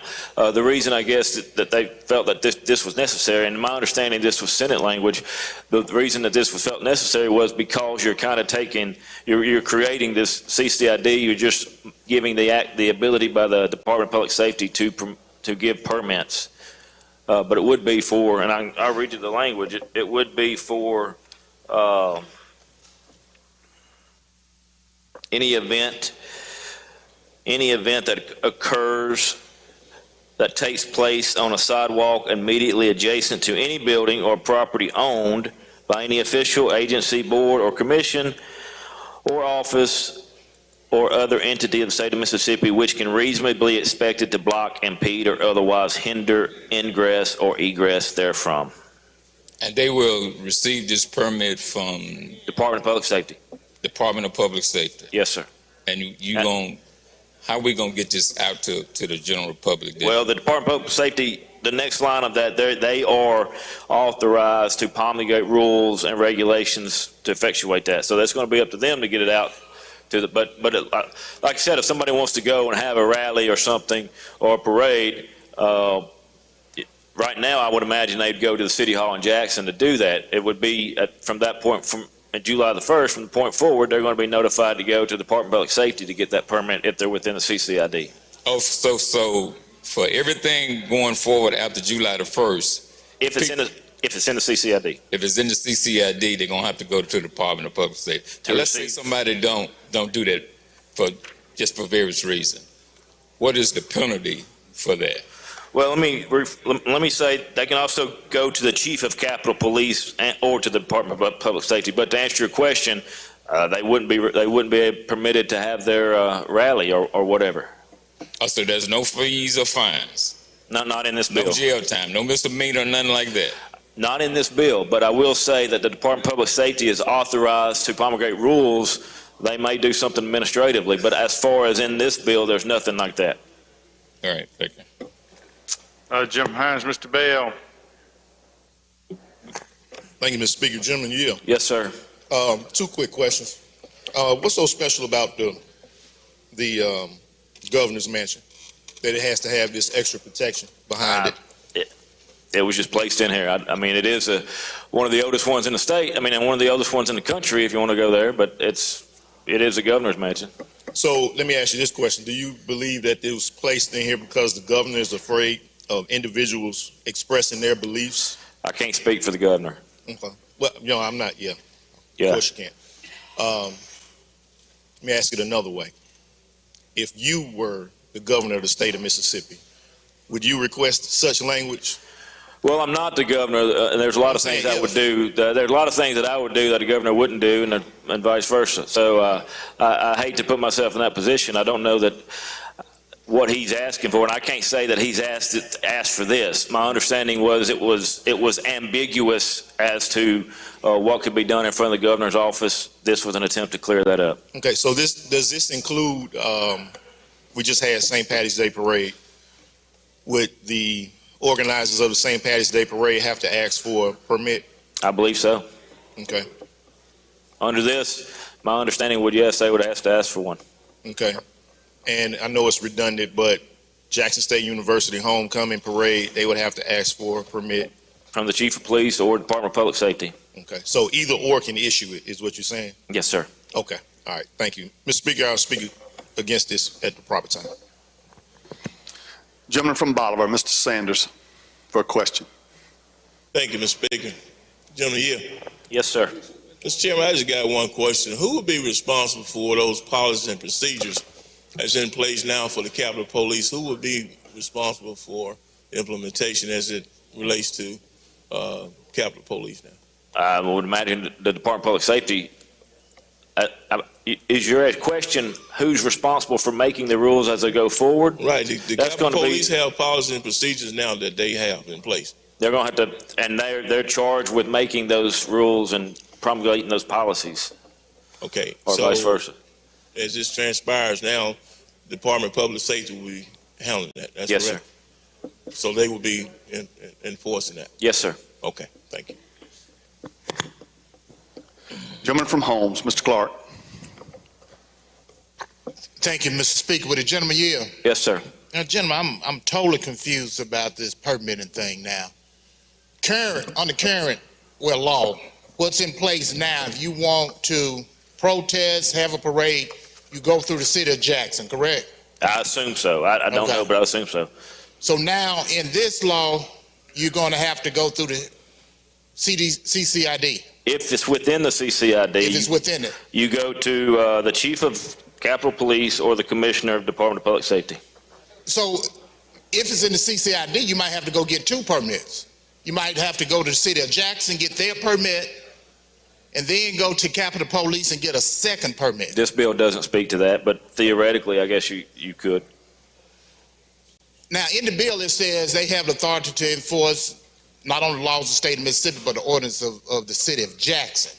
So with that being said, if the ordinance of the city of Jackson require permitting, why are we requiring two permits? Why not just enforce the city of Jackson's ordinance that require a permit? I think because of the issue that now you have this district, I think they wanted a governing body such as the Department of Public Safety to have a say-so in the permitting process, because you are now potentially hindering the ingress and egress of of a different entity, which is the Capitol complex. And gentlemen, you said governing body. I mean, I think you're kind of using that term loosely. When I think of a governing body, I think about a commission, think of a legislative body. So it's not really a governing body, it's really one man will ultimately make the decision. Well, the Department of Public Safety don't have a commission or anything. Commissioner, yes, or the chief of police, but yeah, the chief of Capitol Police. Okay, so do we know if they're going to charge a fee for this?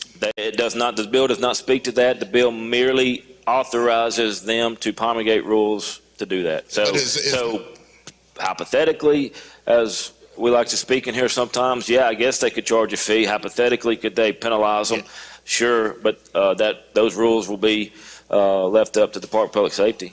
Okay, so with that being said, how are they going to enforce it? Is there a law on the book that says you can't have a parade, you can't have a public gathering if you don't have a permit? You see where I'm going? Like the city of Jackson will say if they got an ordinance, they say if you violate this, $500 fine, 90 days in jail. All I can say, or 90 days out in Rankin County with murderers and rapists. This bill doesn't speak to that. All I can say is that right now there's not one. But the Department of Public Safety, if they put that in their rules and regulations, I would assume so. But and we control the Department of Public Safety. I think you're going to have some oversight there as well. You really following what I'm saying? Because I understand they can do the permitting, but if they violate that, there's no state law out there, so I don't know how they're going to enforce it. Other than them, I mean, they could go shut them down, but they can't arrest them because that's about it. They can shut them down and not issue the permit. But if they go and protest, there's no law that they can arrest them for. Other than maybe there's a trespassing. There could Jim, let's recommit it and come back next year. There's trespassing. There could be other laws out there. Thank you, Mr. Speaker. Gentleman from Hines, Mr. Brown. Thank you so much, Mr. Speaker. Gentleman yield. Right. Okay. Yes, I'm sorry. This parade is inside the city of Jackson, but it may spill over into part of the CID district. Let me. Are you going to have them to go over in Rankin County to the Department of Public Safety to get a permit and inconvenience them, whereas beforehand they could get it right here at City Hall? Yeah. Well, first off, it's not a CCID, but let me explain. It says any street or sidewalk immediately adjacent to any building or property owned or occupied by any official, agency, board, commission, office, or other entity of the state of Mississippi. So it's not just anywhere in the CCID. It's a little bit more narrow than I mistakenly said before. It's basically state-owned buildings and properties. They've got to get a permit to do that. But I'm saying they have to go to the Department of Public Safety. I believe they're going to be located soon out in Rankin, Brandon somewhere. They're going to have to go way over there to get the permit. Or Capitol Police, which here locally. Well, the chief of Capitol Police. I think it's a very inconvenient situation, and it looked to me like they ought to be able to work with the city of Jackson to take care of the permitting rather than having to get sometimes two different entities to sign one. Gentleman from Harrison, Mr. Hullum. Gentleman yields. Yes, sir. I have a quick question. Okay. Especially when it comes to the people. This house is a people house, correct? This house is a people house. I'm sorry, I couldn't hear you. Yes. The governor's mansion is paid for by taxpayers of the citizens of Mississippi, correct? Yes, sir. So my question is this: do you feel if a person violates that, they are wrong, correct? Under this new law, if they violate, if they protest in front of the governor's mansion, or congregate or whatever, get together in front of the governor's mansion, they're incorrect, right? Under this, they would have to get a permit. Okay, so do you feel the people on January 6th, do you feel like they was right or wrong for what they did? You know, that has been debated and debated. But this bill speaks only to the state of Mississippi, and this bill speaks to what your question is on state buildings. We're asking just that they be permitted. And reason I say that, because I know in y'all world, the attorney world, y'all used to do this word called joinder. Because a lot of things we do in this body since I've been here this year is stuff that happens outside the state of Mississippi. But we got to bring it inside the state of Mississippi just to make sure it don't happen. Yeah. So I'm just saying, just a personal question. Do you feel as though a taxpaying citizen or duly sworn citizen of the state of Mississippi has the right to peacefully assemble in any part of this city as long as they're not causing harm, violence, or destruction to any part of this city? Absolutely. Thank you.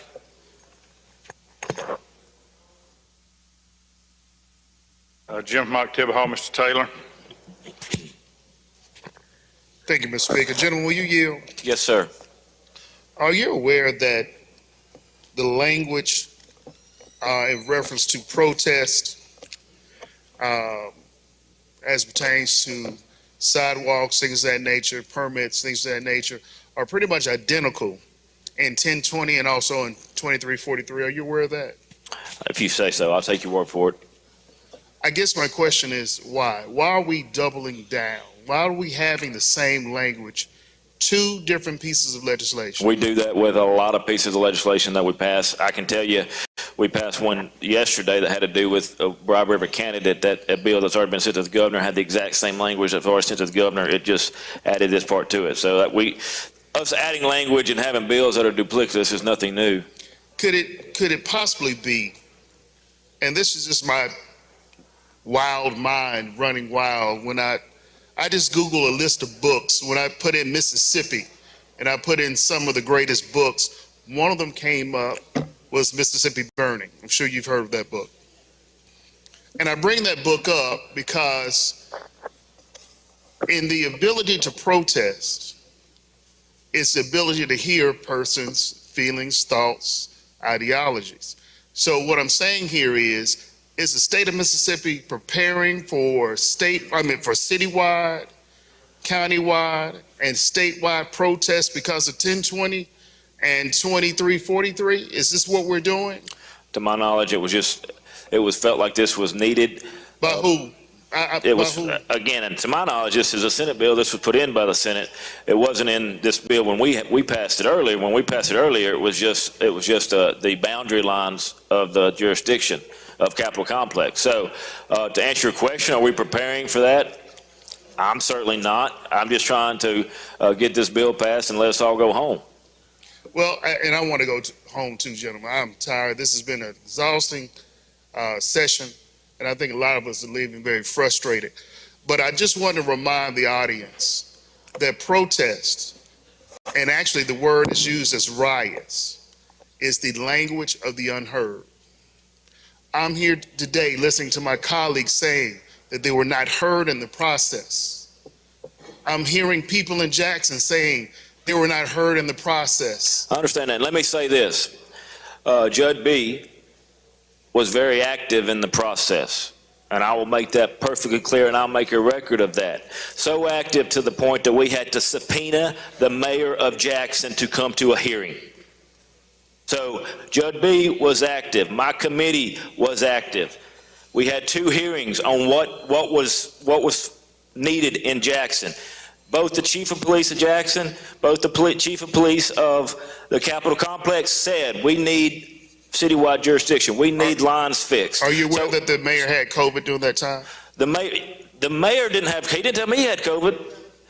Nobody told me he had COVID. We subpoenaed him. Then I threatened to subpoena the chief of police, and you know what happened 5 minutes later? The chief of police showed up. Not only did I have to subpoena him for the second hearing, then he called me, the mayor did, and said, I can't come to that one. Can you reissue it? Giving him the benefit of the doubt, my committee, we reissued the subpoena. And then I can't tell you how many times I got calls from him and his representation about getting the subpoena lifted, and that wasn't going to happen. So this committee has done everything it can to include Jackson in the process. Well, I do appreciate your due diligence. All of this about not including in the process, Sure. that hasn't happened with my committee. Well, Chair, I do appreciate your due diligence. And subpoena power, things of that nature. But again, in my opinion, this is preparation for people who have not been heard, besides the mayor and other elected officials. I think that the city of Jackson will be speaking very clearly. Well, I can understand that, and I want to say this one thing. Like the chairman of Ways and Means, I've talked to people that don't wear these badges on our collar as well from the city of Jackson, and they said, please help us get police. Please help us get police in West Jackson and South Jackson.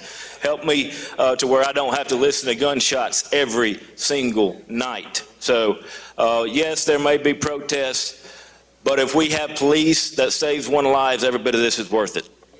Gentleman Marshall, Mr. Faulkner. Thank you, Mr. Speaker. Gentleman Yield.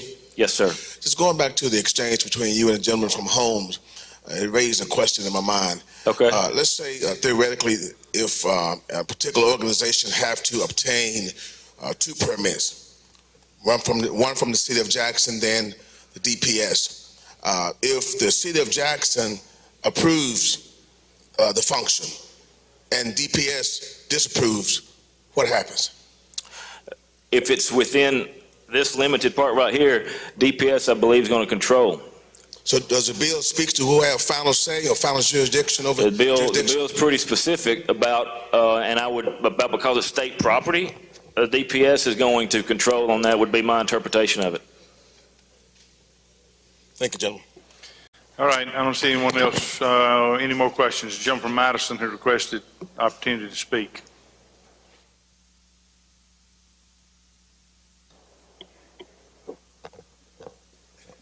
The problem here is that we are coming from 2 parts of the world. Because obviously from what I've been hearing before this bill came up in the last, is a great misunderstanding and interpretation of the positions of those who, like me, who are opposing this bill and the previous bill. Merely because the people of Jackson asked for help. We have a problem, just like I just heard from people in Jackson who said they wanted help. That didn't mean they wanted the state of Mississippi to come over and take over their city. This police force has no accountability to the city of Jackson. That doesn't exist anywhere in the state of Mississippi.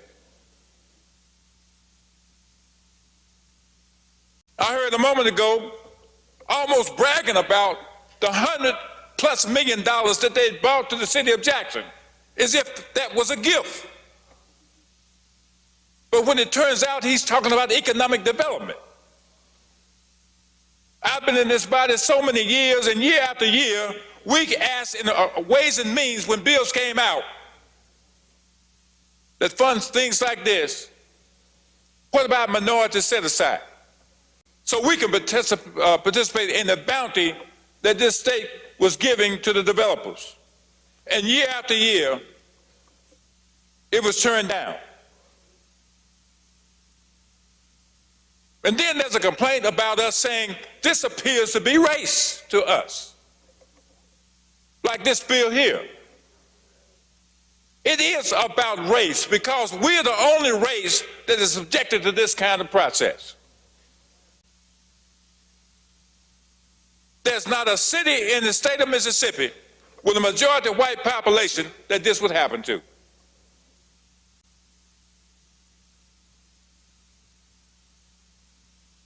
If you meant to do it right and have race not be a factor, then you would be providing the resources to the city of Jackson. But Jackson's itself and its citizens and the people that they appointed to run the city to do it. Yet on each of these occasions, this bill and the other before, the state of Mississippi has taken over and colonized Jackson.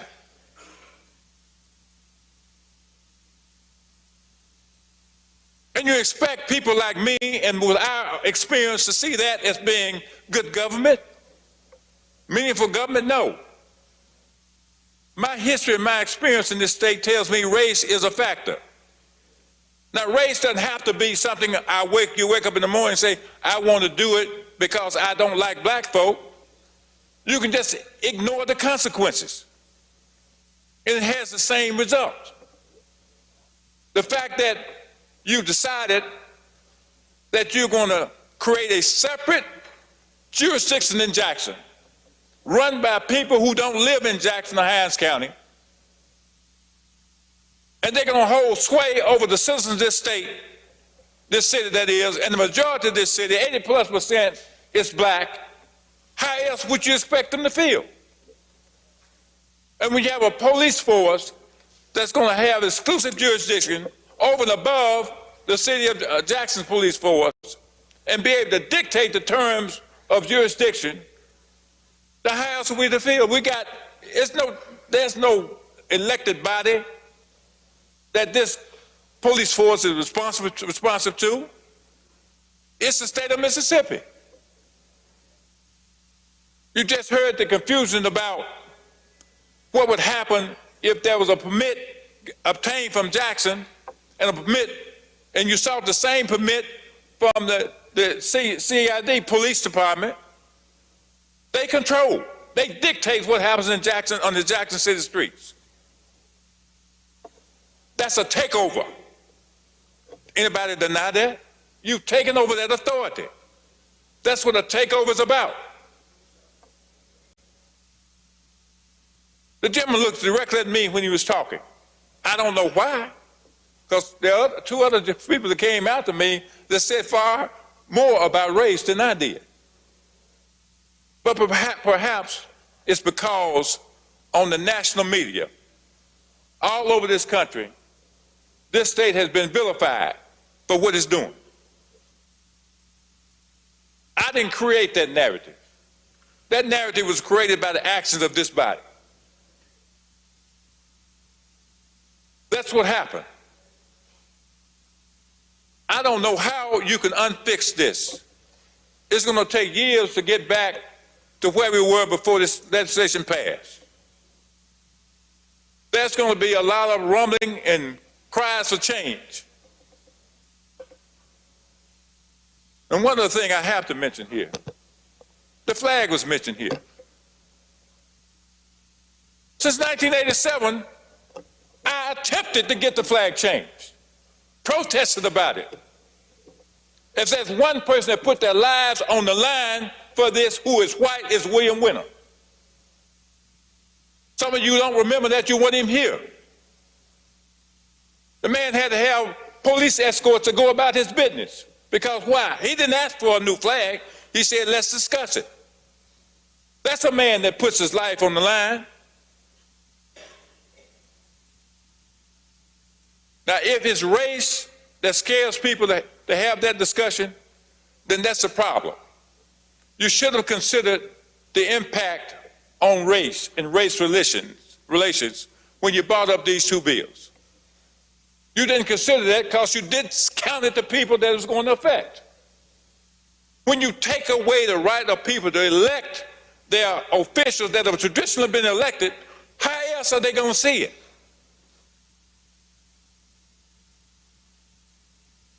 You're surprised that people, the majority, overwhelming majority of blacks in this legislative body and over in the Senate are against this bill. It's because of one thing. You're taking away the right of those individuals, constituents, and people who look like them, the right of their right to vote. And the right of vote may not mean much to some of you, but when you look at the history that got us to where we are today, when it took so long and it was so difficult and lost so many lives. Gentlemen, you've not been beaten because you wanted to ask for the right to vote. You haven't been locked up because of that. I have. So yes, I'm sensitive to the loss of that. Not many of you can come to this podium and talk about that. I was beaten for the sole a protest that I was making, give my people the right to vote. And I was 5 years away before I was able to vote myself. And you ask why people like me are so caught up and upset about taking that right to vote away? Don't be surprised. there'll be people just like me beyond these walls who are going to feel the same way. A police force that occupies the city of Jackson now. No accountability to the citizens of Jackson. Funded by the state of Mississippi, who hold sway over their lives. That's the kind of help they were not asking for. If you really wanted to help solve crime, then fund the crime lab. Give them the resources that they need.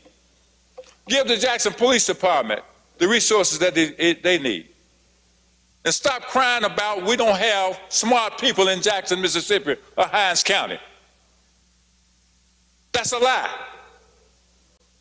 You have people capable in Hinds County to do exactly what people are doing in Senatobia, DeSoto County, Harrison County, all over. I'm tired of having that projected out there, that Hinds County people are somehow inferior to the rest of this state.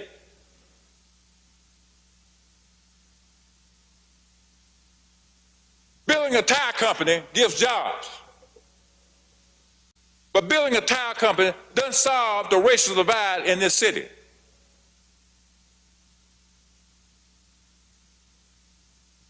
Every other state around us has found a way and is making a way to solve the problems that we have here in Mississippi. We are so stuck in the past that we can't move forward. It weighs us down like an anchor. Anytime you can have two bills out here like this with what we've had to go to try to move forward, shows that we have not arrived. Gentleman's time has expired. Gentleman from Hinds, Mr. Crudup, had expressed a desire to speak.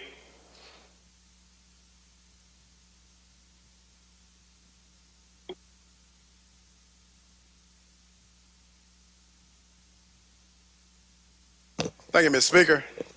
Ladies and gentlemen, I was not going to come back up here today. I was going to just ask a couple of questions about this bill and let it go. But since I got mentioned in something, I had to come and kind of tell the facts as it was brought up. The facts are, when this first bill came up in 23, this was all just an expansion bill to deal with the CCID, the Capitol Police. That's all it was at first. It didn't have any of this thing about protests, any of this language in here. I was not for it in the beginning, especially because all it did was take in all of Northeast Jackson, went all the way up to County Line Road, and I was totally against that. And I came up to this place, this podium, and said I was not for that because those are not the areas that deal with crime. The areas that deal with crime was in South and West Jackson, which I've said it was in my district. So, the chairman has said over and over again, hey, y'all got a right to come and talk to me anytime. So what I do, I took him up on that offer. Came to talk to him, said he got an open door. And said, gentlemen, I don't necessarily agree with that. How can we get some better police protection? I was against it at first, but you know what? A lot of my constituents in my district said, you know what? We want the help. I even talked to some Jackson police officers, some JPD, and they said, Crudup, we short right now. We could use the help. But this is what they said, and I've told him over and over again. They said, we can use the help, but we do not need them to be primary. We're asking that they be concurrent or dual or secondary within the CCID or outside in the city of Jackson, Hinds County. And I've mentioned that. Those are the facts that I've mentioned over and over again. And so I asked the lines to be brought down because my constituents asked to McDowell Road. And my colleague can tell you, and I said McDowell Road, you know why? Because that's one of our last last major companies that's down there in that part of town that a lot of folks work at. And they've had a lot of issues dealing with car thefts, all type of things. I don't want to mention the company name, but they're a big company. And they said, can we come to McDowell Road? Because these are dealing with those issues. And so that's what I asked the chairman, can we come to McDowell Road? And we said, we're going to talk about that, see what we can do. But like I said, they wanted to be concurrent a duel. This from the Jackson Police Department. But then I was told that the commissioner said, you know what, we could not come to McDowell Road, but we could probably come to Raymond Road. And guess what? My father's church is within that part. So did I come and ask for my father's church to be within that? To those exact words, no.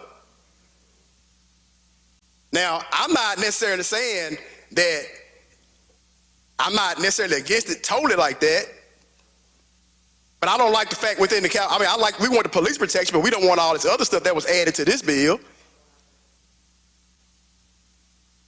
Now, I've tried to work it through the process, as the Jim from Choctaw says all the time,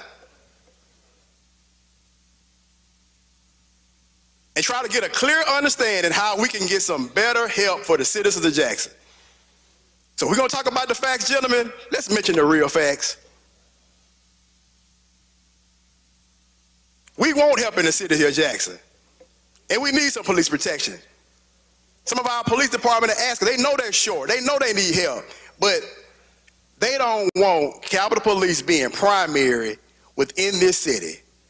They want to be concurrent, a dual. They ask for help with the 911 system. They've asked for all these things to try to get the help that we need for the citizens of Jackson, for the businesses of Jackson, and everybody that really wants to help. Now, the way we have this bill now, 2343, I can't be for it. Because all these issues about protesting and all this other language that was put in here, it's not a good bill any longer. So I would ask you to vote against this policy.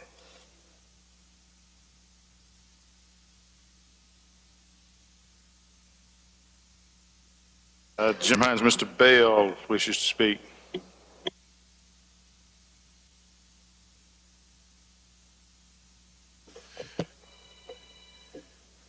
Monday, I'm headed to work, the Mississippi State Capitol. Riding down the street, see Capitol Police. He's in the left lane, I'm in the right lane. He slows down. Do you hear me? He slows down. And I pass him, because I don't have time. We roll up to the light is red. He flicks his lights. You hear the sound. He rolls his window down. Do you understand the speed limit is 35? I said, yes. Do you understand the speed limit is 35? I said, yes, I'm on my way to work. What do you want? The speed limit is 35, slow it down. You harassing me for going 40? In a 35, you harassing me for that? See, those are the things that are going to begin to happen, if not already. And that's why I'm adamant against both of these two bills that we're dealing with today. Now, normally, I would never get an attitude with a police officer. But Monday I did, because I knew exactly what he was up to. And his irony would have it, I would see that same joker at lunch Monday. Excuse me, gentlemen. I hear some music playing. Thank you. Thank you. You may continue, gentlemen. Thank you, Mr. Speaker. And I would see him at lunch. Same guy, shades on his eyes, walks in, looks at me, and I look at him and I speak and say, hey, how you doing? And he didn't speak. I'm cool with that. But just imagine if it was the 21-year-old Chris Bell that rolled past him and got pulled over and was harassed. See, the attitudes of some of these individuals haven't changed.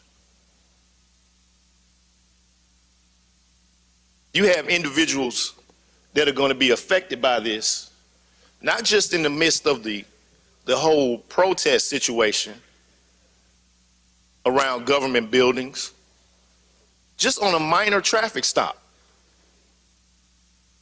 And I understand full well that JPD needs help. We all know that. I said it here earlier. Police departments all across the country are struggling to find quality candidates to work. And if you're not paying them nothing, they're not coming to work. But Capitol Police is paying. They're paying a whole bunch of money.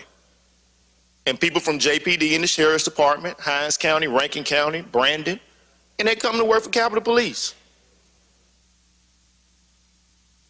Look, at the end of the day, all I ask is this. If this piece of legislation passes today, next year we come back and fix this mess. We have to. All the deaths and injuries that have been caused by Capitol Police since they've been allowed to roam our streets. All of the individuals that have complained about the Capitol Police shooting their loved ones. No reports.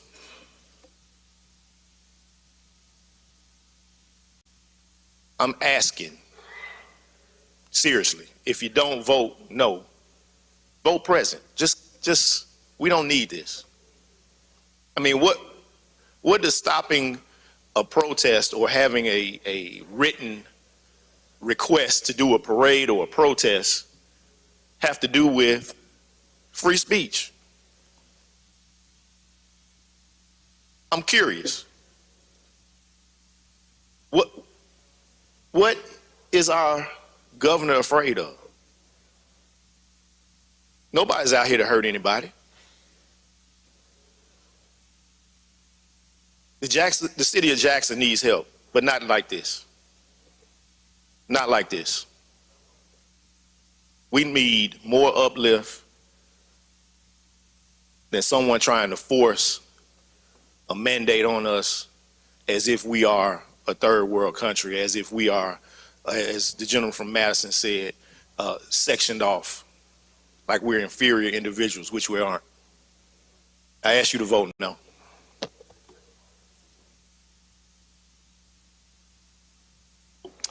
Gentleman from Adams, Mr. Johnson, you wish to speak? Okay.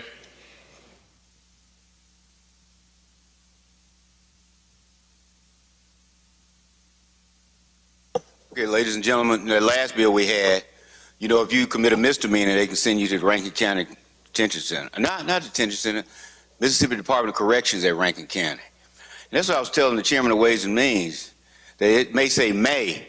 So when Brandon Presley was elected governor and he expands Medicaid, or he reverses, he does an executive order on something that you don't like, maybe the Second Amendment or something with guns. I know all y'all think Governor Reeves was going to be there, and all you thinking about is Black Lives Matter protests and all that. But some of y'all going to want to protest in front of the governor's mansion, and you're going to end up in a Rankin County Detention Center, Department of Corrections. So I'm up here asking you to vote against this for all of us. I'm not just talking about black folks now. I'm talking about all of us. Because what will happen is, if you protest in front of the governor's mansion, you will end up in Rankin County, Mississippi Department of Corrections. Now, I've toured some prisons, and as bad as the county jail is, let me tell you what happens. If the county jail is bad, you know what the judge will say? We don't have nowhere to send you. But now, if you got 300 people protesting in front of the Mississippi governor's mansion, you're going to prison. So, for your own sake, please vote against this bill. Thank you.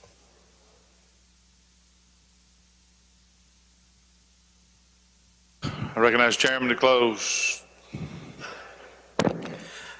Thank you, Mr. Speaker.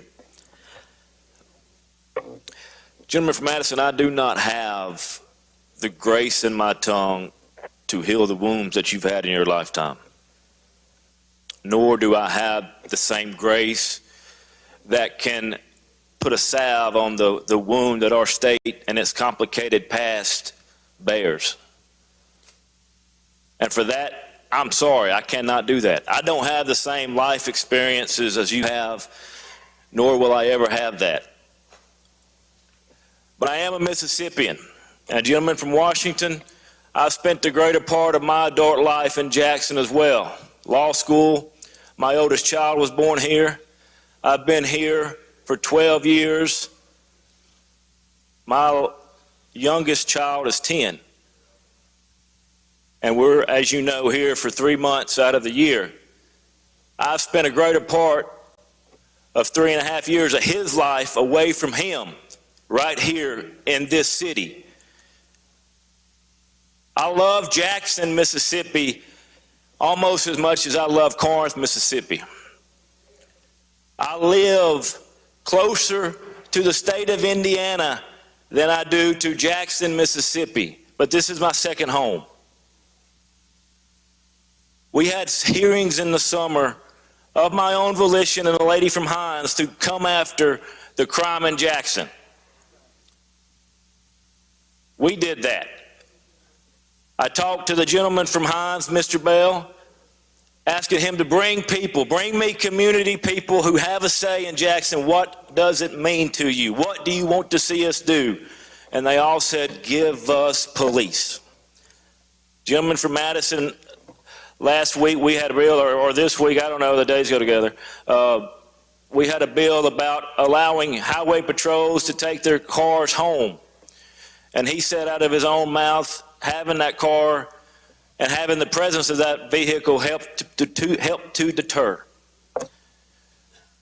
Ladies and gentlemen, that's all we're trying to do, is to have a greater presence, a greater force to protect the capital city that I love, the capital city that we all love. This isn't Brookhaven, this isn't Corinth, all these other cities that have been brought up. This is the capital city of Mississippi. It belongs to each and every one of us in this room. And for that, Mr. Speaker, I ask for final passage. All right, question occurs on the conference report, Senate Bill 2343. Open the machine. Madam Clerk, in favor of the report, vote aye. If you're opposed, vote nay. Has everyone voted? Close the machine. Madam Clerk, by a vote of 73 yeas, 41 nays, the report is adopted. Gentleman from Jackson, Chairman of Appropriation. Thank you, Mr. Speaker. Let's go to item number 3 on appropriations calendar, House Bill 1613, and recognize the gentleman from Harrison to explain the conference report. The gentleman from Harrison is recognized. Thank you, Mr. Chairman. Thank you, Mr. Speaker. This is the education budget. Before I start on the education budget, I stood before this body and we sent a bill down to the Senate.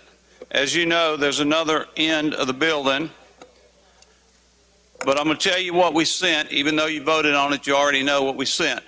We sent a bill down there with the teacher assistant pay raise in it. It would have given the teacher assistants $3,000 each. It would have been about $22 million for that. Also, what we sent down there was something that superintendents have asked for years and years, and that's to be paid for by total membership instead of average daily attendance. Had they accepted the proposal that we had sent down there, that would have added over another $300 million to education to our schools on the total membership. It would have given our teacher pay raise of $3,000 for 20. It was rejected. So that's where we are today. A lot of negotiations going back and forth. And this is our budget that we have today. It's a lot of money going into education. But again, as you know, I've talked about it before, the MAEP formula, there's some problems with it. Our teacher pay raise last year was $245 million. Had we put that $245 million into the MAEP this year, it would have cost another $31 million of taxpayers' money to make the schools whole, because it would recalculate it, and then some of the money would go to MDE, some of it would go to schools to spend how they want, and then they would have to make up the difference of the teacher pay raise just because of the formula. So we've kept that out of the formula again this year, so that we didn't put that burden on the school districts. And that's why I want to explain to y'all what the problem is with it, because I know y'all hear that we're underfunding MAEP and all that, but for whatever reason, the press is not going to talk about that, to be honest with you. And they're not going to talk about the $300 million on total membership. And I have heard very little about the teacher assistants not getting a pay raise this year. Have not heard it. I don't know if y'all have seen it in the press somewhere, but I have not. But we have been here for our teachers and our teacher assistants. Let you know. With that being said, we've come to an agreement with the Senate to add $100 million outside of the formula to go to the schools. That money will be distributed to the schools based on your student population. So however many students we have in the state, it will be divided and then sent to the schools based on their total membership of their school. So that's an added $100 million. We've also added some money for some CTE programs, some more CTE teachers, and some other money there. So what we've got in the MAEP this year in the formula itself is $2,382,000. Is what it was last year. I'm sorry. Let me say that again. Last year was $2,382,148. This year it's $2,399,937. So what you have is, and it's pretty routine what we do every year. It's still divided. But there's one thing that I do want to tell you. With all of the money going to the schools this year, inside and outside of the formula, and I truly believe it's important that this money is put outside the formula. Let me get back up again. I know I'm rambling here. The $100 million, there is a stipulation in it. It cannot be used for superintendent, principals, and administrative pay. It's got to go to the classroom.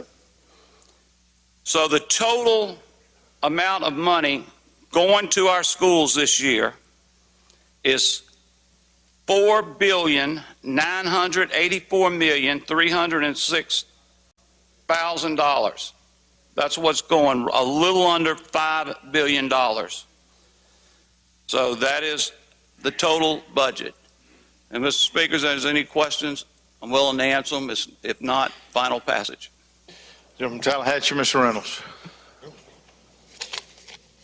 He passes. Gentleman from Holmes, Mr. Clark.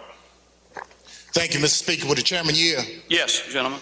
Now, Mr. Chairman, I want to start off by saying I appreciate all of the hard work that you've done, not just this year, but previous years. I know it's a big task. And I do understand the benefit of doing these increases outside the formula. But the formula is about equity, correct? They tell me it is. Okay.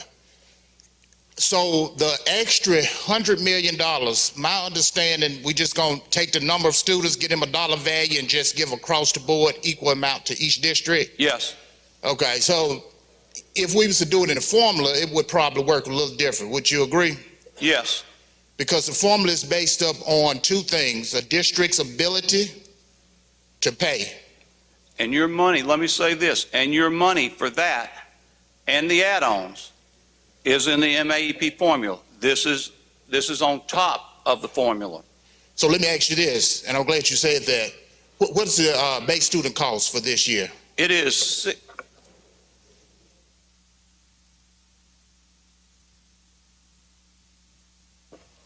about $6,700 per student. Okay, it's up to $6,700.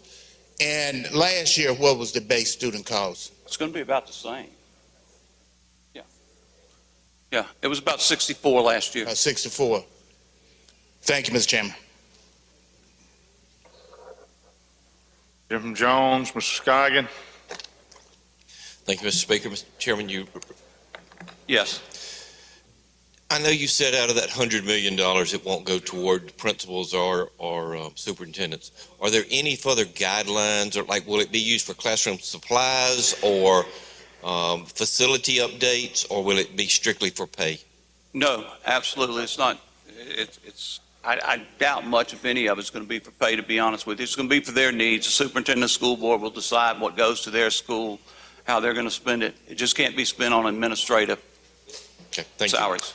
Gentleman from Washington, Mr. Hines. Thank you, Mr. Speaker. Gentleman Yield, Yes, gentlemen. you've worked hard, my dear friend, and I appreciate your I appreciate you. consistency. What about the school resource officers? Was anything done inside this bill, or that was another piece of legislation? No. Okay. Gentleman from Marshall, Mr. Faulkner. Thank you, Mr. Speaker. Gentleman Yield. Yes, gentlemen. Thank you, Mr. Chapman, for your work on this bill. My question is, according to your numbers, 2.8 million, 2.8 billion to MAEP formula last year. Is that correct? Yes. And 2.3 this year. No, sir, I'm sorry. Last year was 2.3, and it's 2.382, and this year it's 2.399. Okay, thank you. It's a little more. Gentleman I'm from sorry, I Lawrence, may Mr. have Evans. misquoted, but I didn't mean to. Thank you, Speaker. Gentlemen, you, Yes, gentlemen. of this approximately $5 billion, could you tell me approximately how much of that is federal funds? Yes. Federal is 1.8 billion, Okay. a little over 1.8 billion. Okay, thank you.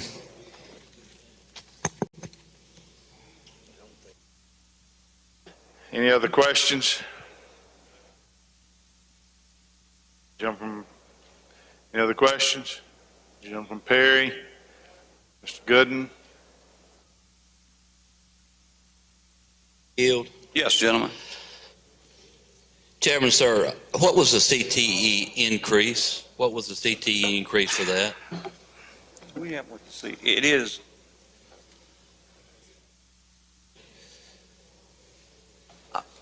I want to say it's like 1.6, 1.7 Okay, million for new programs and new teachers, 1.6. And- Okay, and 1.4 for new certifications. okay, 1.4. So a total of 3 million? Yes, 1.7, 1.4, Okay. both of them added. Now, are the teacher assistants going to get the raise? Is that? No. Not through the state.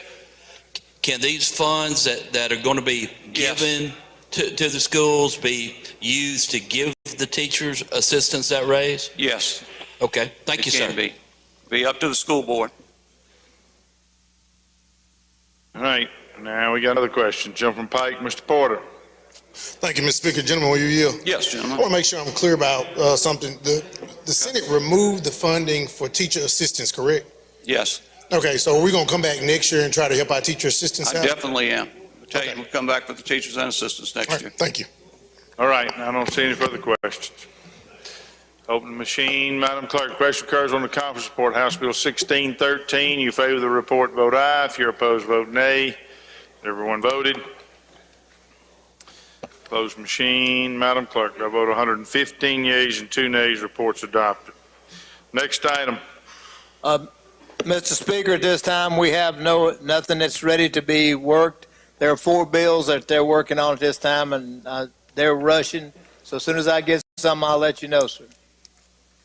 Do we have any estimate as to how long that's going to be? Sir, I do not have. I've been told an hour, then I've been told 10 minutes, so I don't know until someone from downstairs comes up. Gentlemen, I'm looking at your in-conference appropriation general bills. Do we have any there that are ready to be taken up? Okay.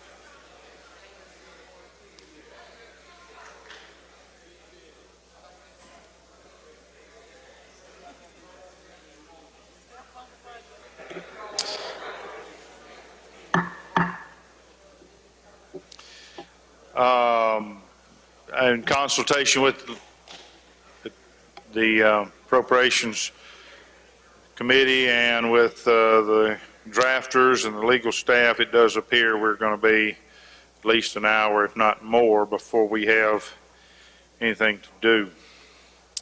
So, yes, sir. What you want to do? You want to keep working? Is that what you said? Chairman Rules wants to keep y'all working here.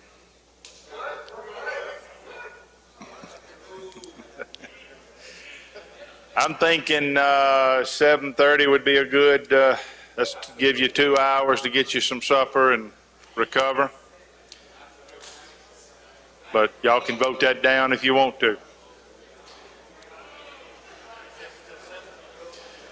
Yes, sir. You're recognized. I move that we recess until 7:30.